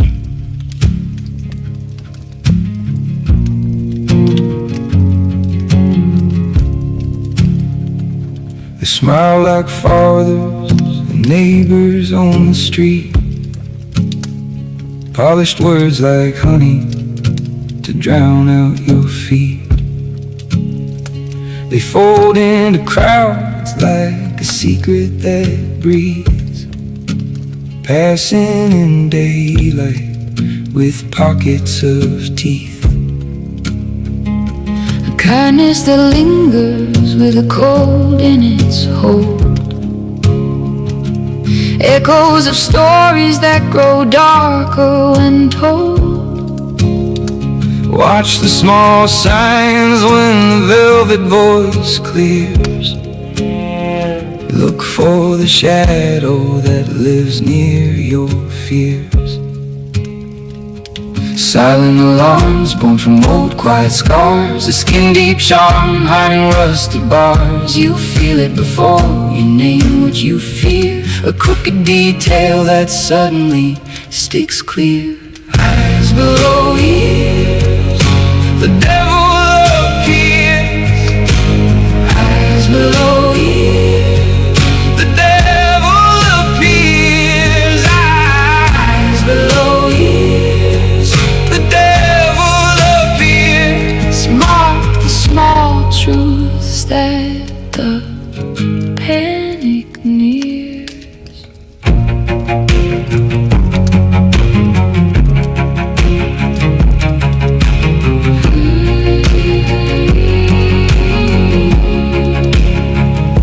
They learn how to kneel and how to bow just right. Speak like a guardian in the hush of the night. They glide through families with practiced regret, wearing concern like a hand-me-down silhouette. Listen to laughter that trembles and strains. Notice the hush where the warning remains. Old stories whisper where the new lie steers. Follow the sign where the silence clears. Little betrayals tucked in the grin. Patterns repeat where the danger begins. A pulse at the throat, a chill in the ears. Truth's baby step closer, dismissing the ears. Eyes below ears, the devil appears. Eyes below ears, the devil appears. Eyes below ears, the devil appears. Hold to the line where the safety disappears. We teach the children to name every name, to trust their skin, to call out the game. When instinct speaks loud, let the room come alive. Pull the curtains and let the old lies die.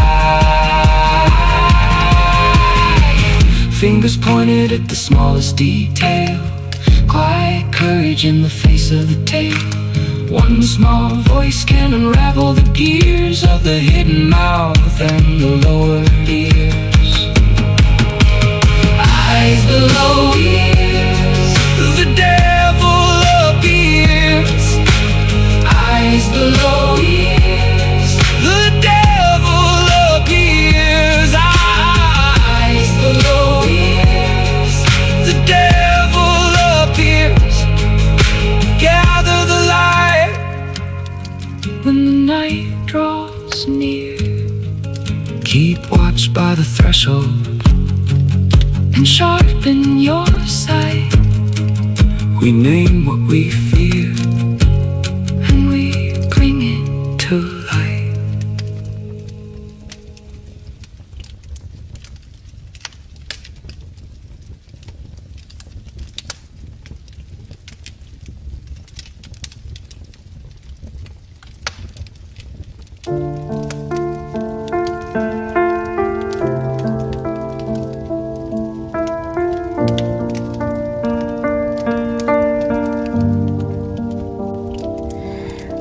The empty chair keeps a steady conversation. The clock takes blame into the corners of the room. We set a plate and call your name out so we fold the laundry in the shape of who you were. There is a photograph that never learns to smile. There is a laugh that breaks and stays inside our mouths. Nights are long and the streets keep swallowing light. We trace the maps of days that you won't come back on. Carry me forward on the hush of your name.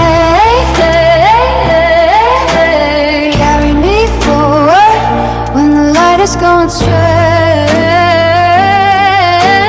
Hold the space where your footsteps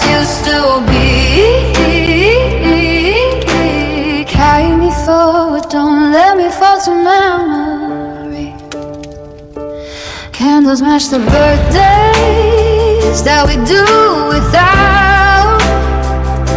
A funeral song that taught the sun how to be quiet.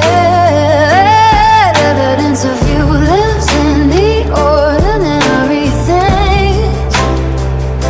A coffee cup, a winter coat, the shadow of your rain. We keep the questions like glass inside our bones. We learn the weight of forever in the slow hours.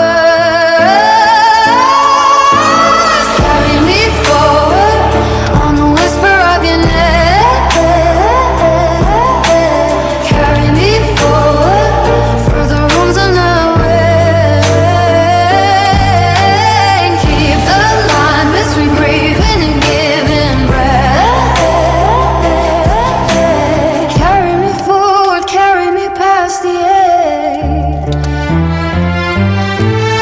We'll walk through open doors that close like thunder. We carry fingerprints of you on every tender place. Silence is a drumbeat that remembers your thunder. We are the cartographers of absence and grace. In the quiet we collect the pieces you left. In the dark we read the letters of your name. Carry me forward on the hush of your name. Carry me forward when the world calls me change. But the cold and the questions that never leave. Carry me forward, carry me, carry me. We carry the weight like Thank a you, Haley. promise and a scar. We carry you forward wherever we are.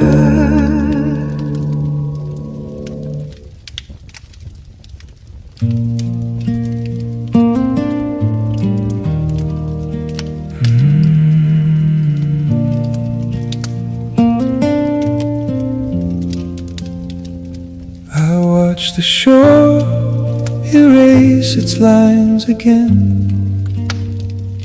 A scatter of foam, a name the tide won't keep. The ocean rolls like a coin in the dark. Each toss a little lawless, a secret without a mark. Drift on choices made by wind and by chance.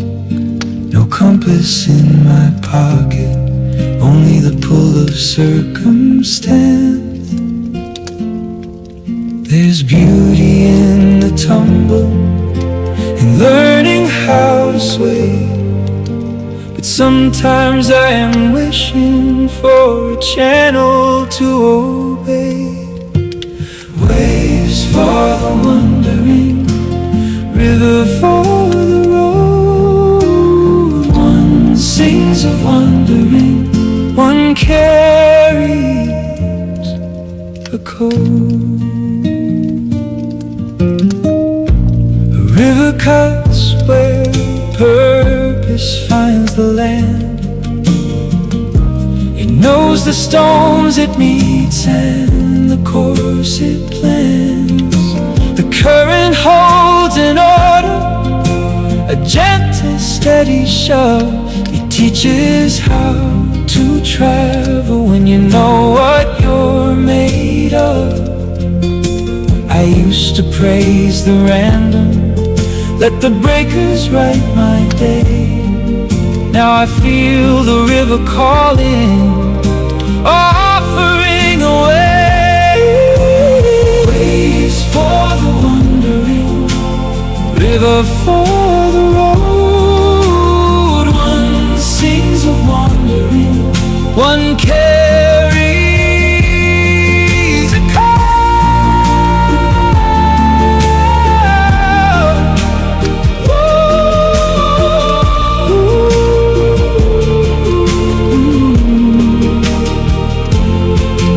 In the salt and swing of freedom,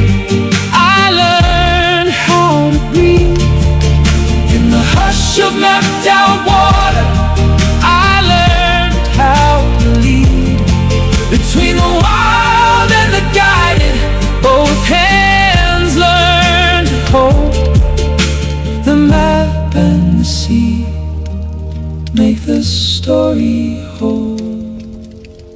Waves for the wandering, river for the road. One sings of wandering, one carries a call. So let some nights be ocean, let some mornings know the flow. I'll keep both in my pocket, wherever I may go.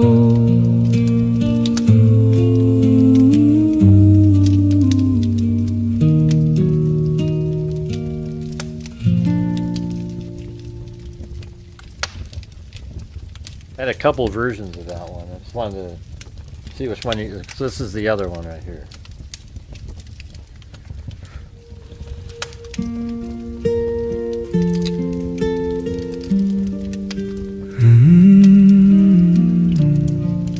I'll get rid of the one that's not the best. I watch the shore erase its lines again. A scatter of foam, a name the tide won't keep. The ocean rolls like a coin in the dark, each toss a little lawless, a secret without a mark. I drift on choices made by wind and by chance. No compass in my pocket, only the pull of circumstance. There's beauty in the tumble, in learning how to sway. But sometimes I am wishing for a channel to obey. Waves for the wandering, river for the road. One sings of wandering, one carries a chord.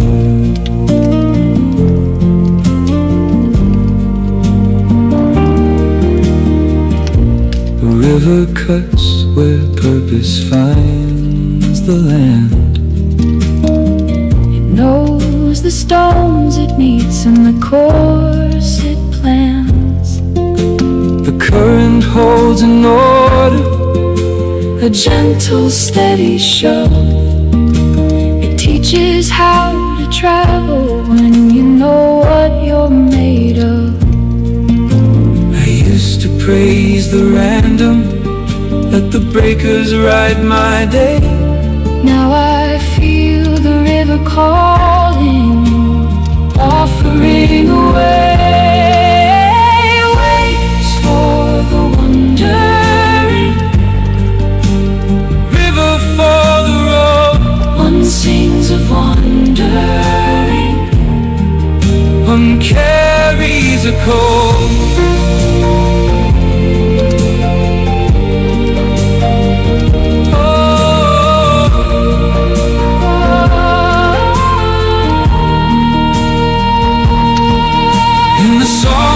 Swing of freedom, I learned how to breathe.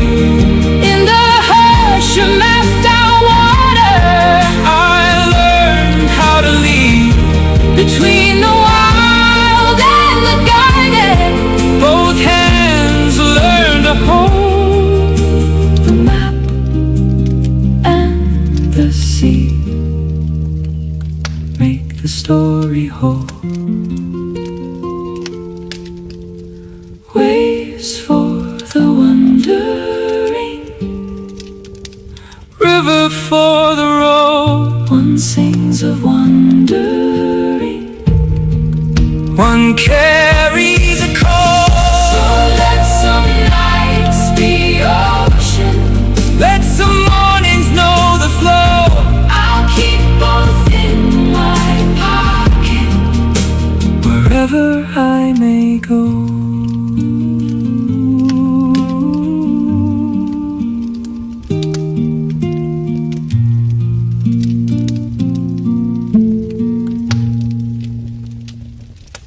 Here's that one from Lisa Belson's words, with see what it does. Let's see what it comes up with. It seems like it's too chipper. I don't know. I'm gonna have to redo this one. Let me get this. What was the other song? 5, 7.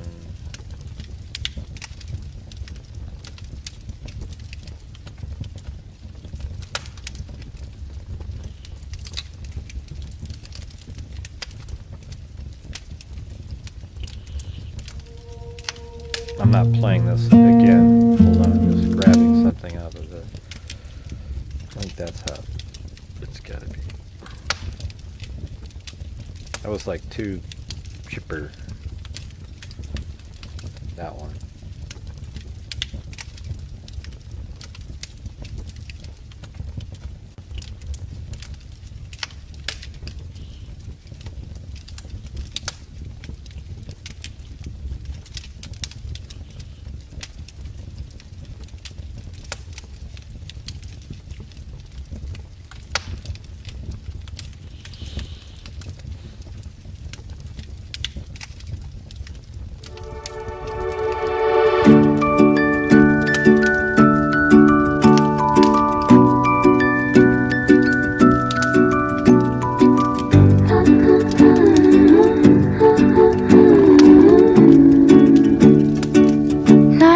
Draws its curtain over the city lights. Footsteps keep time. Here you go, Haley. Like keepsakes across the tiles. Neon halos spill into puddles of thought. Faces carry stories they were never taught. Voices hum in static rivers miss the sea. We pass the windows where our reflections flee. I pause where the air has held its breath too long. I search for one small thread to stitch the song. I listen to the hush that answers me, a quiet that carries everything we keep through empty halls and crowded avenues. The hush replies in ways we never choose. I listen to the hush that answers me.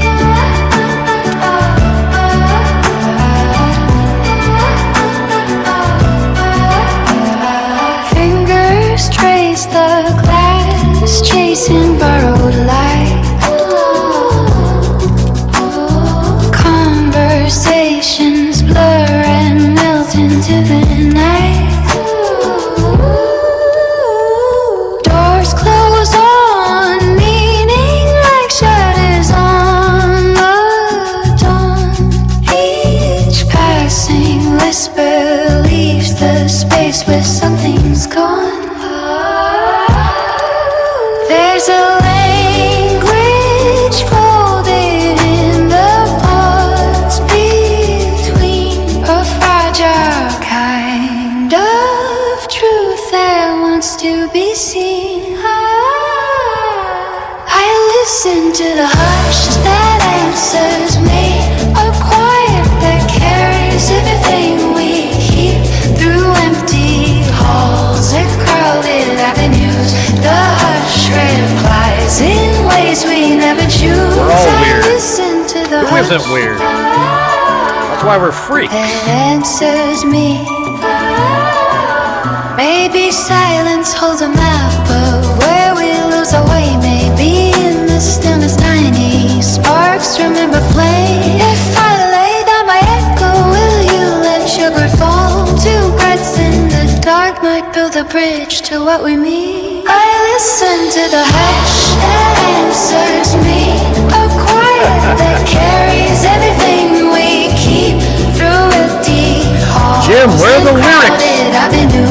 The hush replies in ways we never choose. I listen to the hush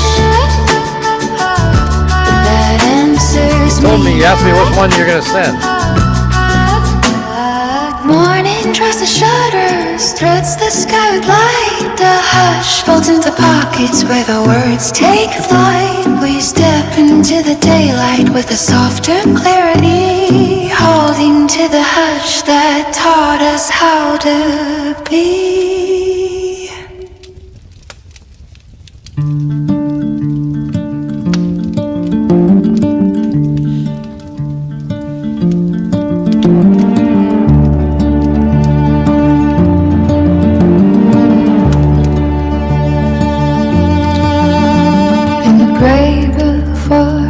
Coffee cools, morning moves like a hell breath. A house on the edge of town keeps its secrets tight. Curtains trembling with the hush of the night. Two roommates on the couch, arms wrapped around fear, counting every distant sound that shouldn't be here. Windows wash the empty street. Time is thin and the world won't speak. 4 minutes for souls taken. 4 minutes, the dawn left shaking. 4 minutes for hearts breaking. 4 minutes for souls taken. They say Moscow, Idaho, woke slow and pale. I didn't even put that in there. Lights burn like small lighthouses of the day. How'd they know Moscow, Voices Idaho? in the hallway trying not to fall apart. Names whispered in the pillows, names carved into hearts. The town kept turning in a softer key, while the house held where we couldn't see. 4 minutes for souls taken. 4 minutes, the dawn left shaking. 4 minutes for heart breaking. 4 minutes for souls taken. How do you hold the shape of a morning gone wrong, when the only sound that lingers is the echo of a song? We light a candle at the corner of our street for the faces that the daylight will never meet.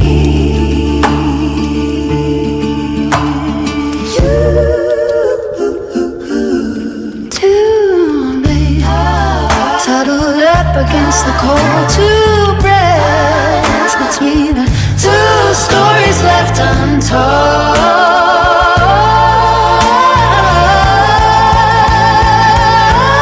I'm trying to make other versions. Was awakened. 4 minutes, the dawn left shaking. I don't like all the voices, you know. It just sounds too loud. Let's see.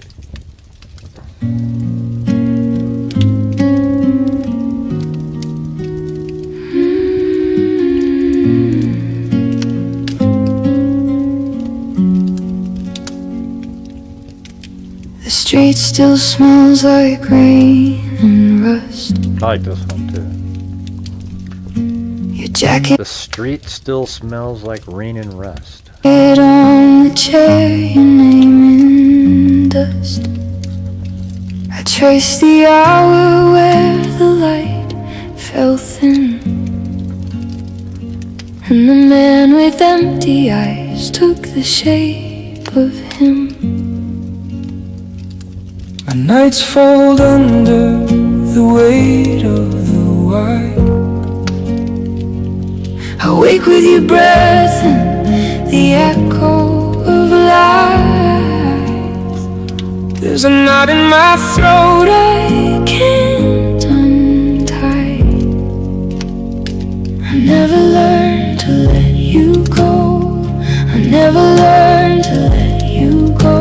like that other Never song. learned to let Different though. go. Sung different. I never learned to let you go. I never learned. This is that I never learned. Different version of it. I never learned to let you go. The neighbors say the sirens left too soon. They whisper of a price beneath the cold moon. I keep your pictures in the drawer like sin. Folded pages of the love that should have been. Days move around me like a room without doors. Every smile is glass that shatters on the floor. How do I breathe when my heart keeps score? I never learned to let you go. I never learned to let you go. I never learned to let you go. I never learned to let you go. I never learned to let you go. I never learned to let you go. I pray sometimes and my hands feel thin. I ask the sky why evil took him. If mercy is a river, why does it run dry? I stand here asking God if he hears my cry. I keep your name like a stone in my mouth. I keep your name like a stone in my mouth. I keep your name like a stone in my mouth. I keep your name like a stone in my mouth.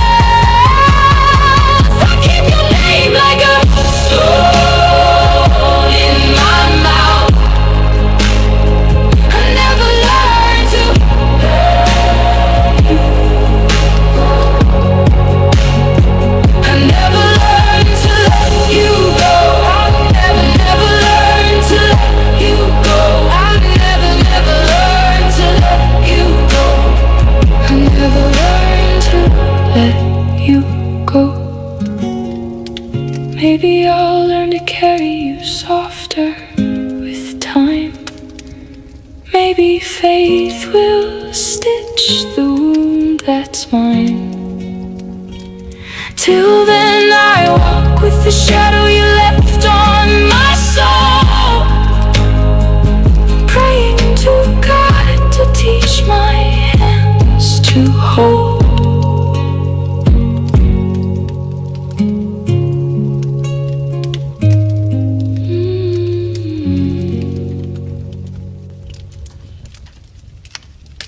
That was a cool version of that same song. I like the other one better, but that one's still good.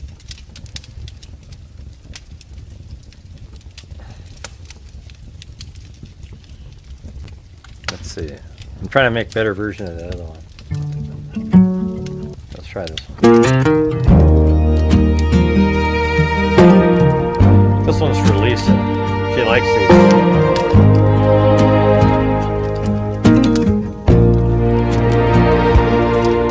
In the gray before the coffee cools,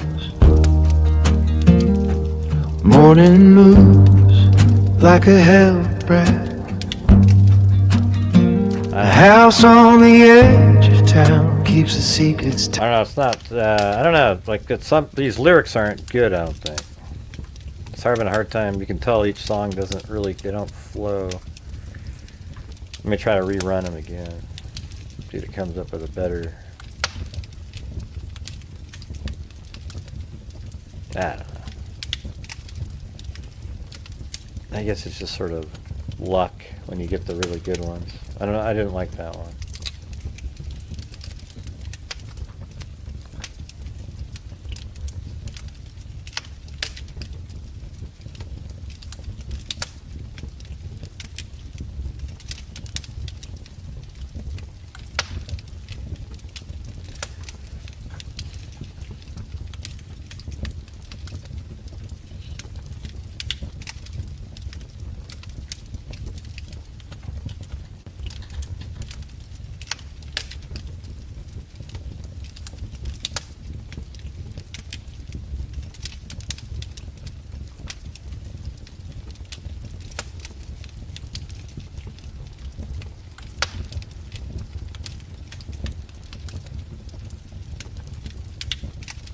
this one. I think it's exactly what happened, which is the headlights hitting the car. Deliver that. Oh yeah, that's my sweet video right there. There you go. And then right in here, look at these movies are somehow. This is around. Yeah, himself in. Right now. That's pretty spooky. That's my animation that I made. You can't see it though. Here, let me switch it over to that one. That one's pretty cool.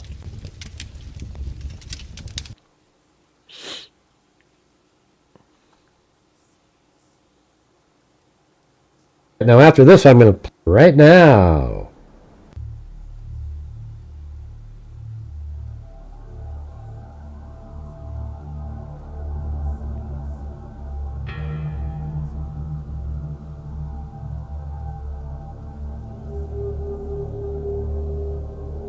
I haven't put Kohberger's face on that. What do you mean I can see you? Chris, we can see you.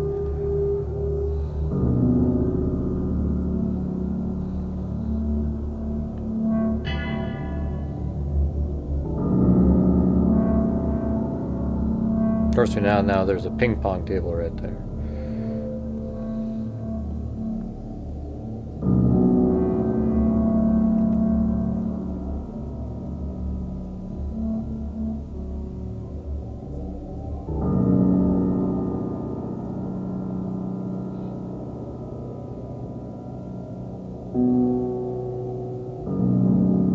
That's pretty good. What do you think?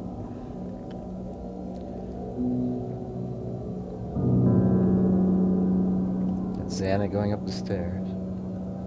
Dylan looking out.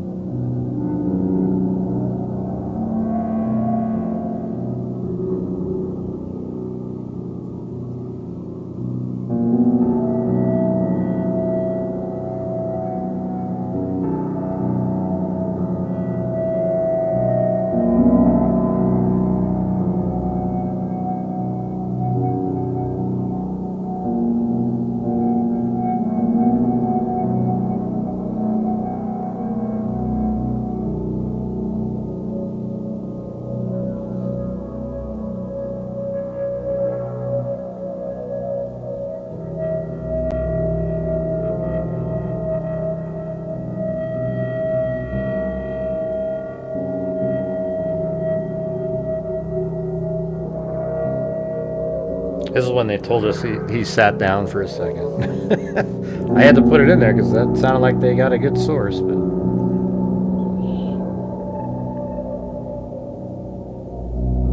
then they said he cleaned up, but he didn't. That's what sucks about these reporters.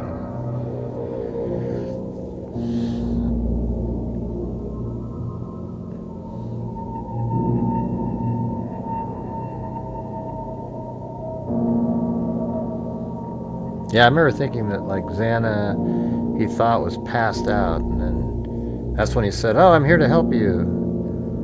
But I don't know. I think maybe Lisa's right. He was just nuts when he.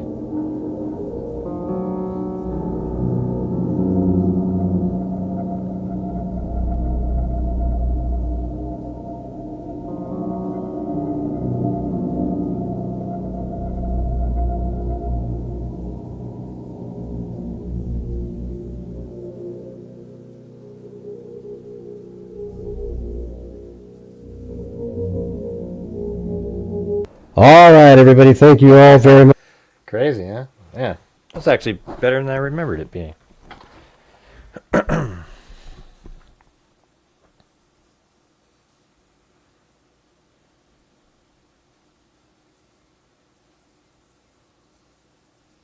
I'll try one country version.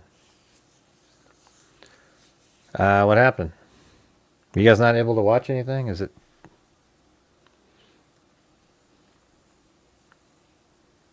What do you mean? Haley, what happened?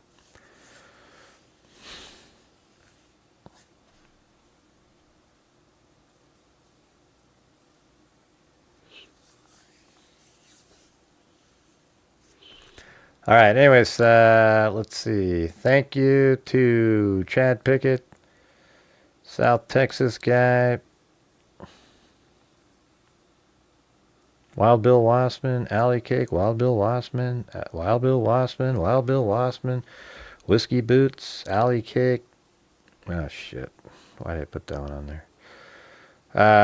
Hex Lab official Lisa Belson gifted 10. Then we had Hex Lab, then Hex Lab.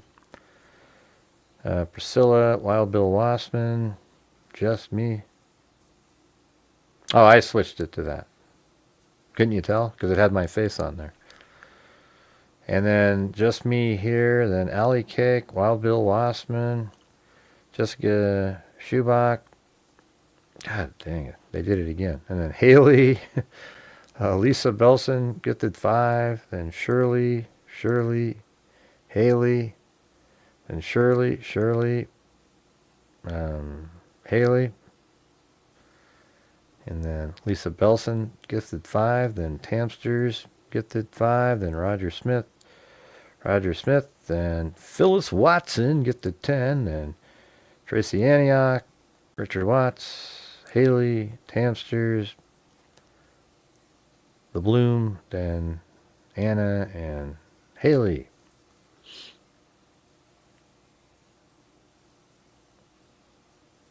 A recording of me? What do you mean? Yeah, it was a recording of me.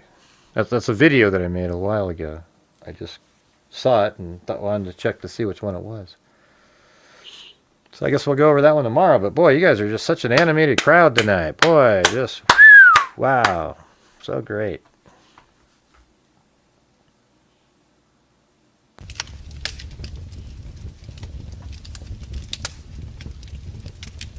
He said with sarcasm.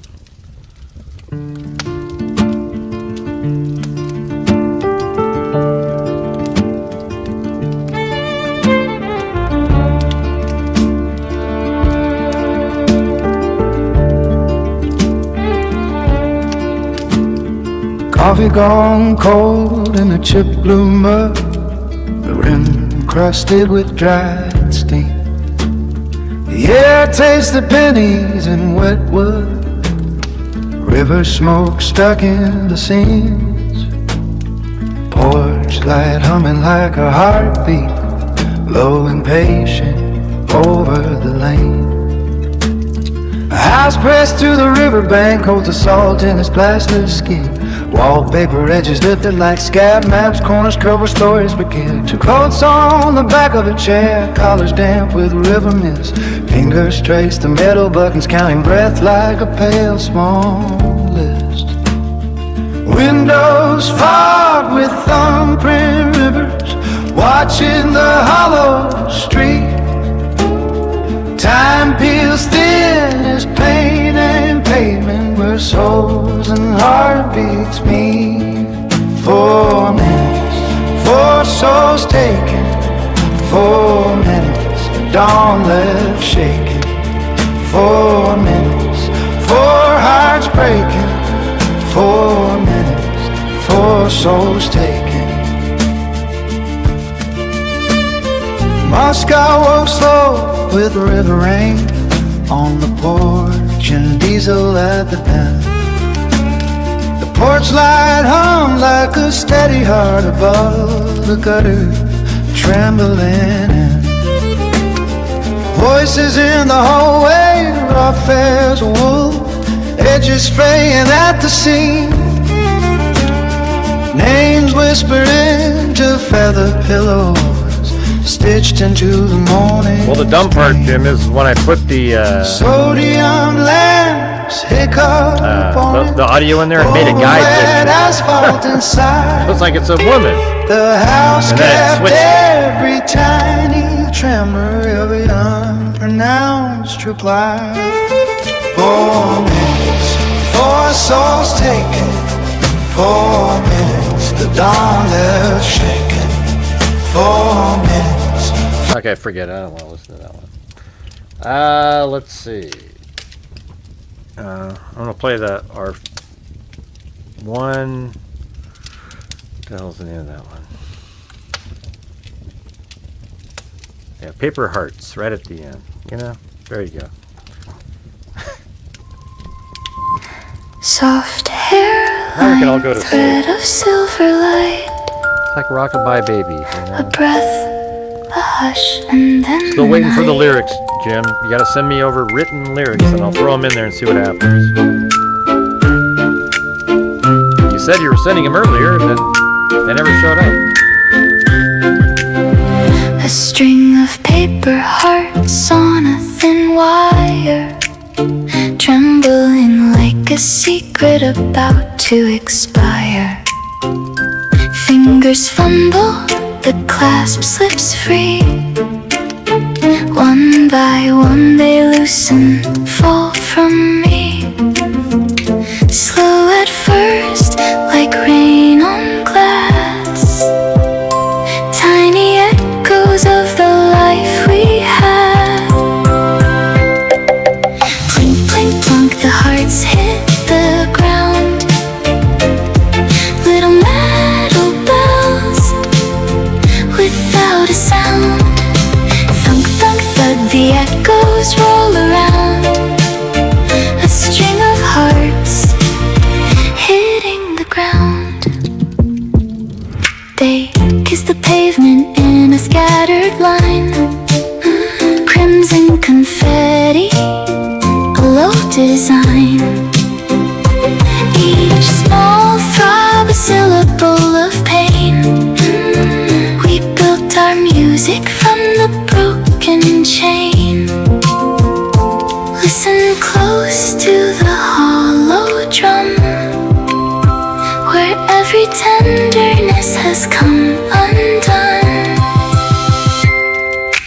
Plink, plink, plunk, the hearts hit the ground. Little metal bells without a sound. Thunk, thunk, thud, the echoes roll around. A string of hearts hitting the ground. Shiver of silver, a clatter of hope. Tiny dominoes that tumble and elope. Underfoot, the chorus finds its mouth, turning all our ornaments into south. Clink, clink, clink, the hearts hit the ground. Definitely a catchy Little tune. metal bells without a sound. Thunk, thunk, thud, the echoes roll around. A string of hearts hitting the ground. One last plink, a last soft sigh. The string is empty under the sky. Yeah. All right. Anyways, thanks everybody. Appreciate you guys being here. You know, whenever you do Kohberger case, you know, sometimes you bring in some weirdos that show up. Doesn't really matter. That's just what they do. Here, hold on. Before I leave, I gotta go do something really quick. Hold on.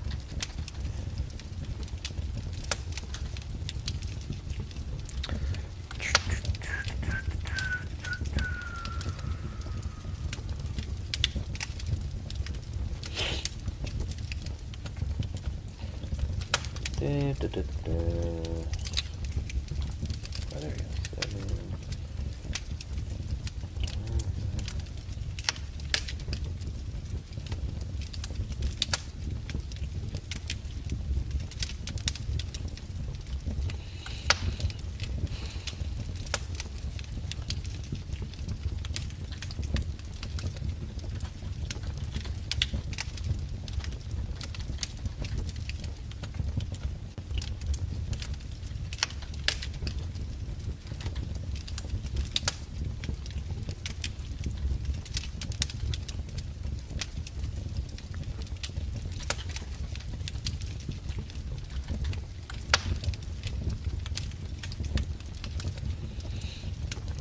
7.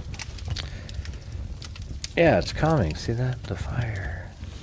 Here, I'll tell you what, I'm going to do one jazz song. Just to have something that's just... It's also from the same deal.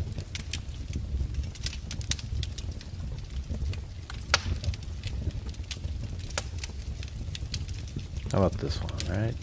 There.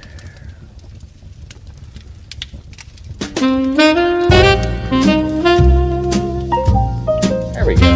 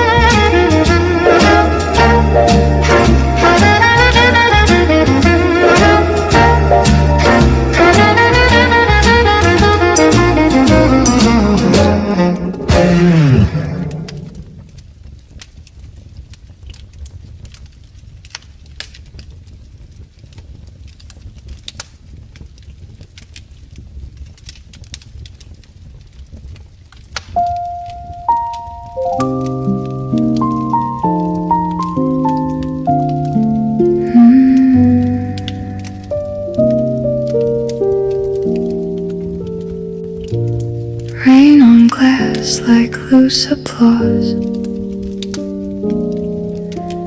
Fingers find a page of empty chords. City lights blur into watercolor streams. Coffee cools beside the crescent moon. Your laughter hides behind the shutters and the steam. My hands remember how to follow you. Little echoes gather in the room, soft as breath, and twice as true. Piano notes by a rainy window carry me back. Lyrics to are funny because I said write a song with to go. write a song by the window or Piano something. notes by I said, yeah, just piano notes, rainy window, and it wrote the words in there like it was part of the song, but it came out. pull the night and let the memory flow. A minor phrase becomes a doorway wide. Each drop, I don't know what that stands for. footstep. Maybe I don't want to know what on the DD sill. stands for. I trace the arc where silence used to hide. The melody arrives and time stands still. The street hums low, a distant, steady drum. I follow chords until they come. Piano notes by a rainy window carry me back to where you used to go. If you don't want anybody to come visit your house, eat sardines. Piano notes by a rainy window You walk in the door, oh my God, what the hell did pull the night. Yeah, go ahead and cook the sardines on a damn skillet and see what happens. My God, your house will have to be scrubbed with Maybe bleach for someday 9 the months. rain will learn our names. Maybe fingers will forget the ache. Until then every dark will find its flame in the small bright sound the raindrops make. Piano notes by If you want to get rid of door-to-door solicitation, eat sardines. Cook them. Piano notes by They'll run from your house as fast as they can. window. They'll actually pay you money. Piano notes by a rainy window That's pretty good. That's pretty carry me back to where you used good. How can you get money from a solicitor? Cook sardines. Piano notes by a rainy window. Pull the night and let the memory flow. Right up there with anchovies, huh? Glass, the last note lingers slow. Fingers fold. The window keeps the glow. I mean, cook them on the stove. People eat them raw out of the can. You know, they're already cooked, obviously. But.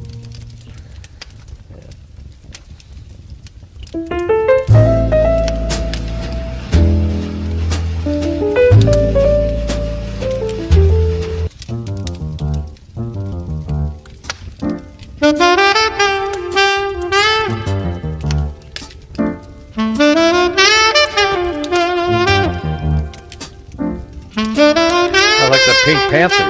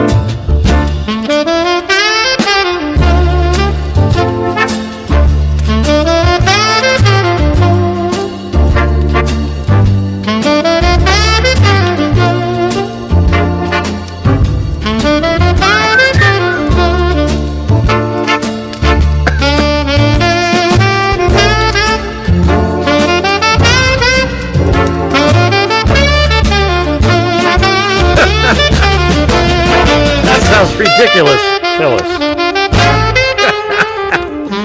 You can put sardines in the hem of your ex's drapes. The stench will drive them nuts.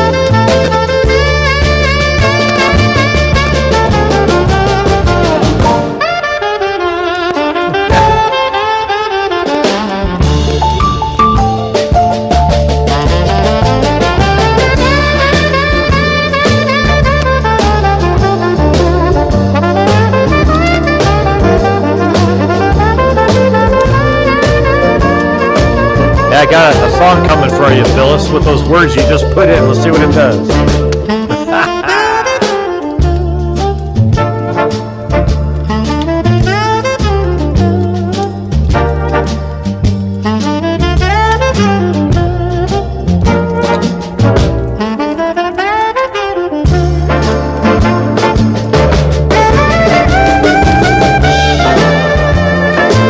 You like that? Oh boy. Lisa not approving.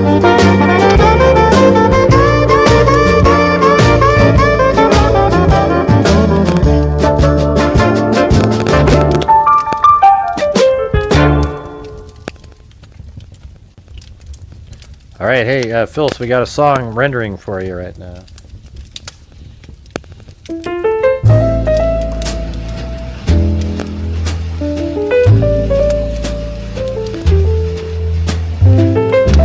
Maybe it'll be a good one. Most likely it'll suck. Okay.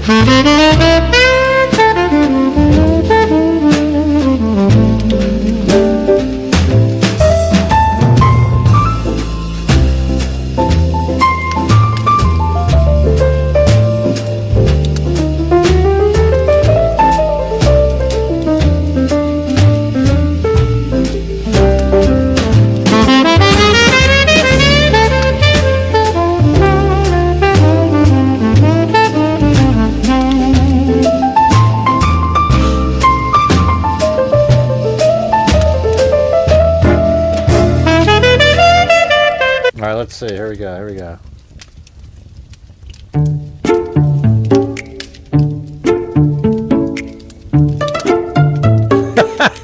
This is exactly what you. I slid it in like a secret into the hem of your drapes. Quiet as a promise, folded where the daylight waits. A small wicked whisper tucked beneath the seams, planting little rumors that unravel in the heat. It blooms in the hush where the ordinary breaks. We feed little fires with the choices we make. You can put sardines in the hem of your ex's drapes. Let the hush unravel and the memory escape. The silver tin of mischief in the place that no one scrapes. The stench will drive them nuts when they can't find the origin. There you go, Phyllis. You'll search every corner like a ghost with a list. Flip cushions and curtains for a phantom they miss. Nose follows the rumor, hands graze for a sign. Nothing but questions where the answers confined. Open windows, sighs, but the guilt lingers near. Karma in a can with the lightness of a sneer. Small rebellions ferment into a slow. Where did Phyllis go? Oh man. The house keeps the secret She didn't while get to hear the her song. chaos moves in. You can put sardines in the hem of your ex's drapes. Let the hush unravel and the memory escape. A silver tin of mischief in the place that no one scrapes. The stench will drive them nuts when they can't find the origin. It's actually a pretty decent song for what it is. A little victory sealed in the fold of old drapes. A stubborn sour laugh that the morning can't erase. Ooh, oh, That's pretty good. ooh, oh, Right. ooh, oh, Karma in the Can, it's called. Oh, God, it's funny. Okay, your song's called Karma in the Can. Alright, anyways, I gotta get the hell out of here, you guys. Thanks for being here. We'll see you tomorrow. Appreciate it. Thanks for everybody who helped support the channel. Kind of just barely scraped by. Got the... let's see. Did we get there? Yeah.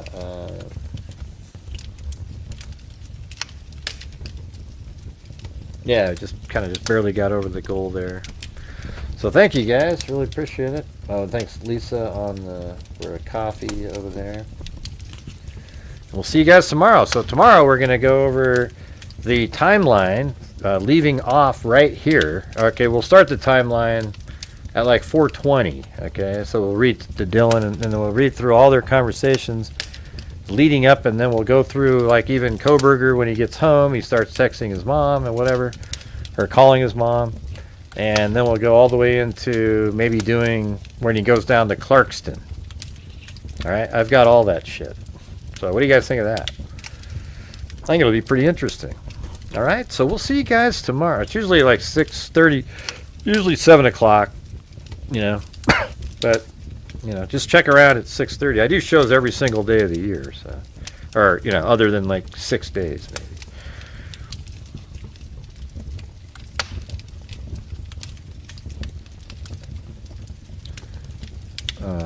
What? Is the show over? Yeah, it's over. All right, see you guys. I'll see you tomorrow. Wow. And remember, put sardines in your ex's drapes, hemline even. Sew them right in there. They won't know what the hell hit them. You know, actually, I think Phyllis did that. Yeah, that seems suspiciously specific, if you know what I'm saying. Like, who would even think of hemming sardines into the hemline of a curtain other than somebody who actually did it? Now, tell us more about that, Phyllis. Anyways, all right, thanks everybody. See you later.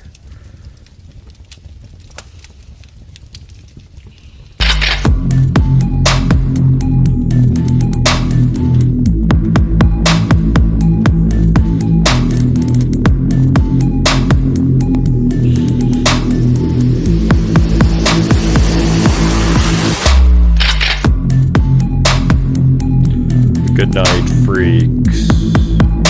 Good night, Haley. Thanks for finding those other songs that were pretty good that I lost in the shuffle. None of them made the top 6. Although one of them did, I think we moved in. Hold on, what do we got? That one song. One of the ones that, yeah, Wise to Glow. Yeah, that one. That one was one of the ones that was lost in the out there. Anyways, good night, everybody. Good night, Mary Lou. What do you mean, Gray? I haven't even been doing the show for a long time. That's true, Mary Lou. You know, we need to get you back in there, you know? You used to be a regular on the show. I sure was, Gray. Then you kicked me off, you bastard. Well, maybe that's why I kicked you off, because you called me a bastard. Well, I was just saying what other people say. Okay, Mary Lou. You're just digging a grave. You're digging a grave. Good night, everybody.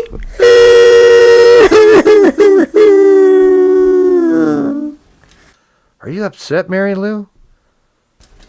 I'm just fine. Thank you very much. Oh, Jesus. What a... Ugh. Okay. See you guys later. Can neither confirm nor deny, Phyllis said. All right. I'll see you guys later. Oh, wait. Let me do the last thing. Thank you for watching Gray Hughes Investigates on YouTube, where we cover true crime using logic, reason, and common sense. Thank you very much for watching, and until next time, be safe out there. What the hell are you doing? I was supposed to say that. Well, you didn't, so I did it. But I was just about... That's why I played the music. Gosh, Gray.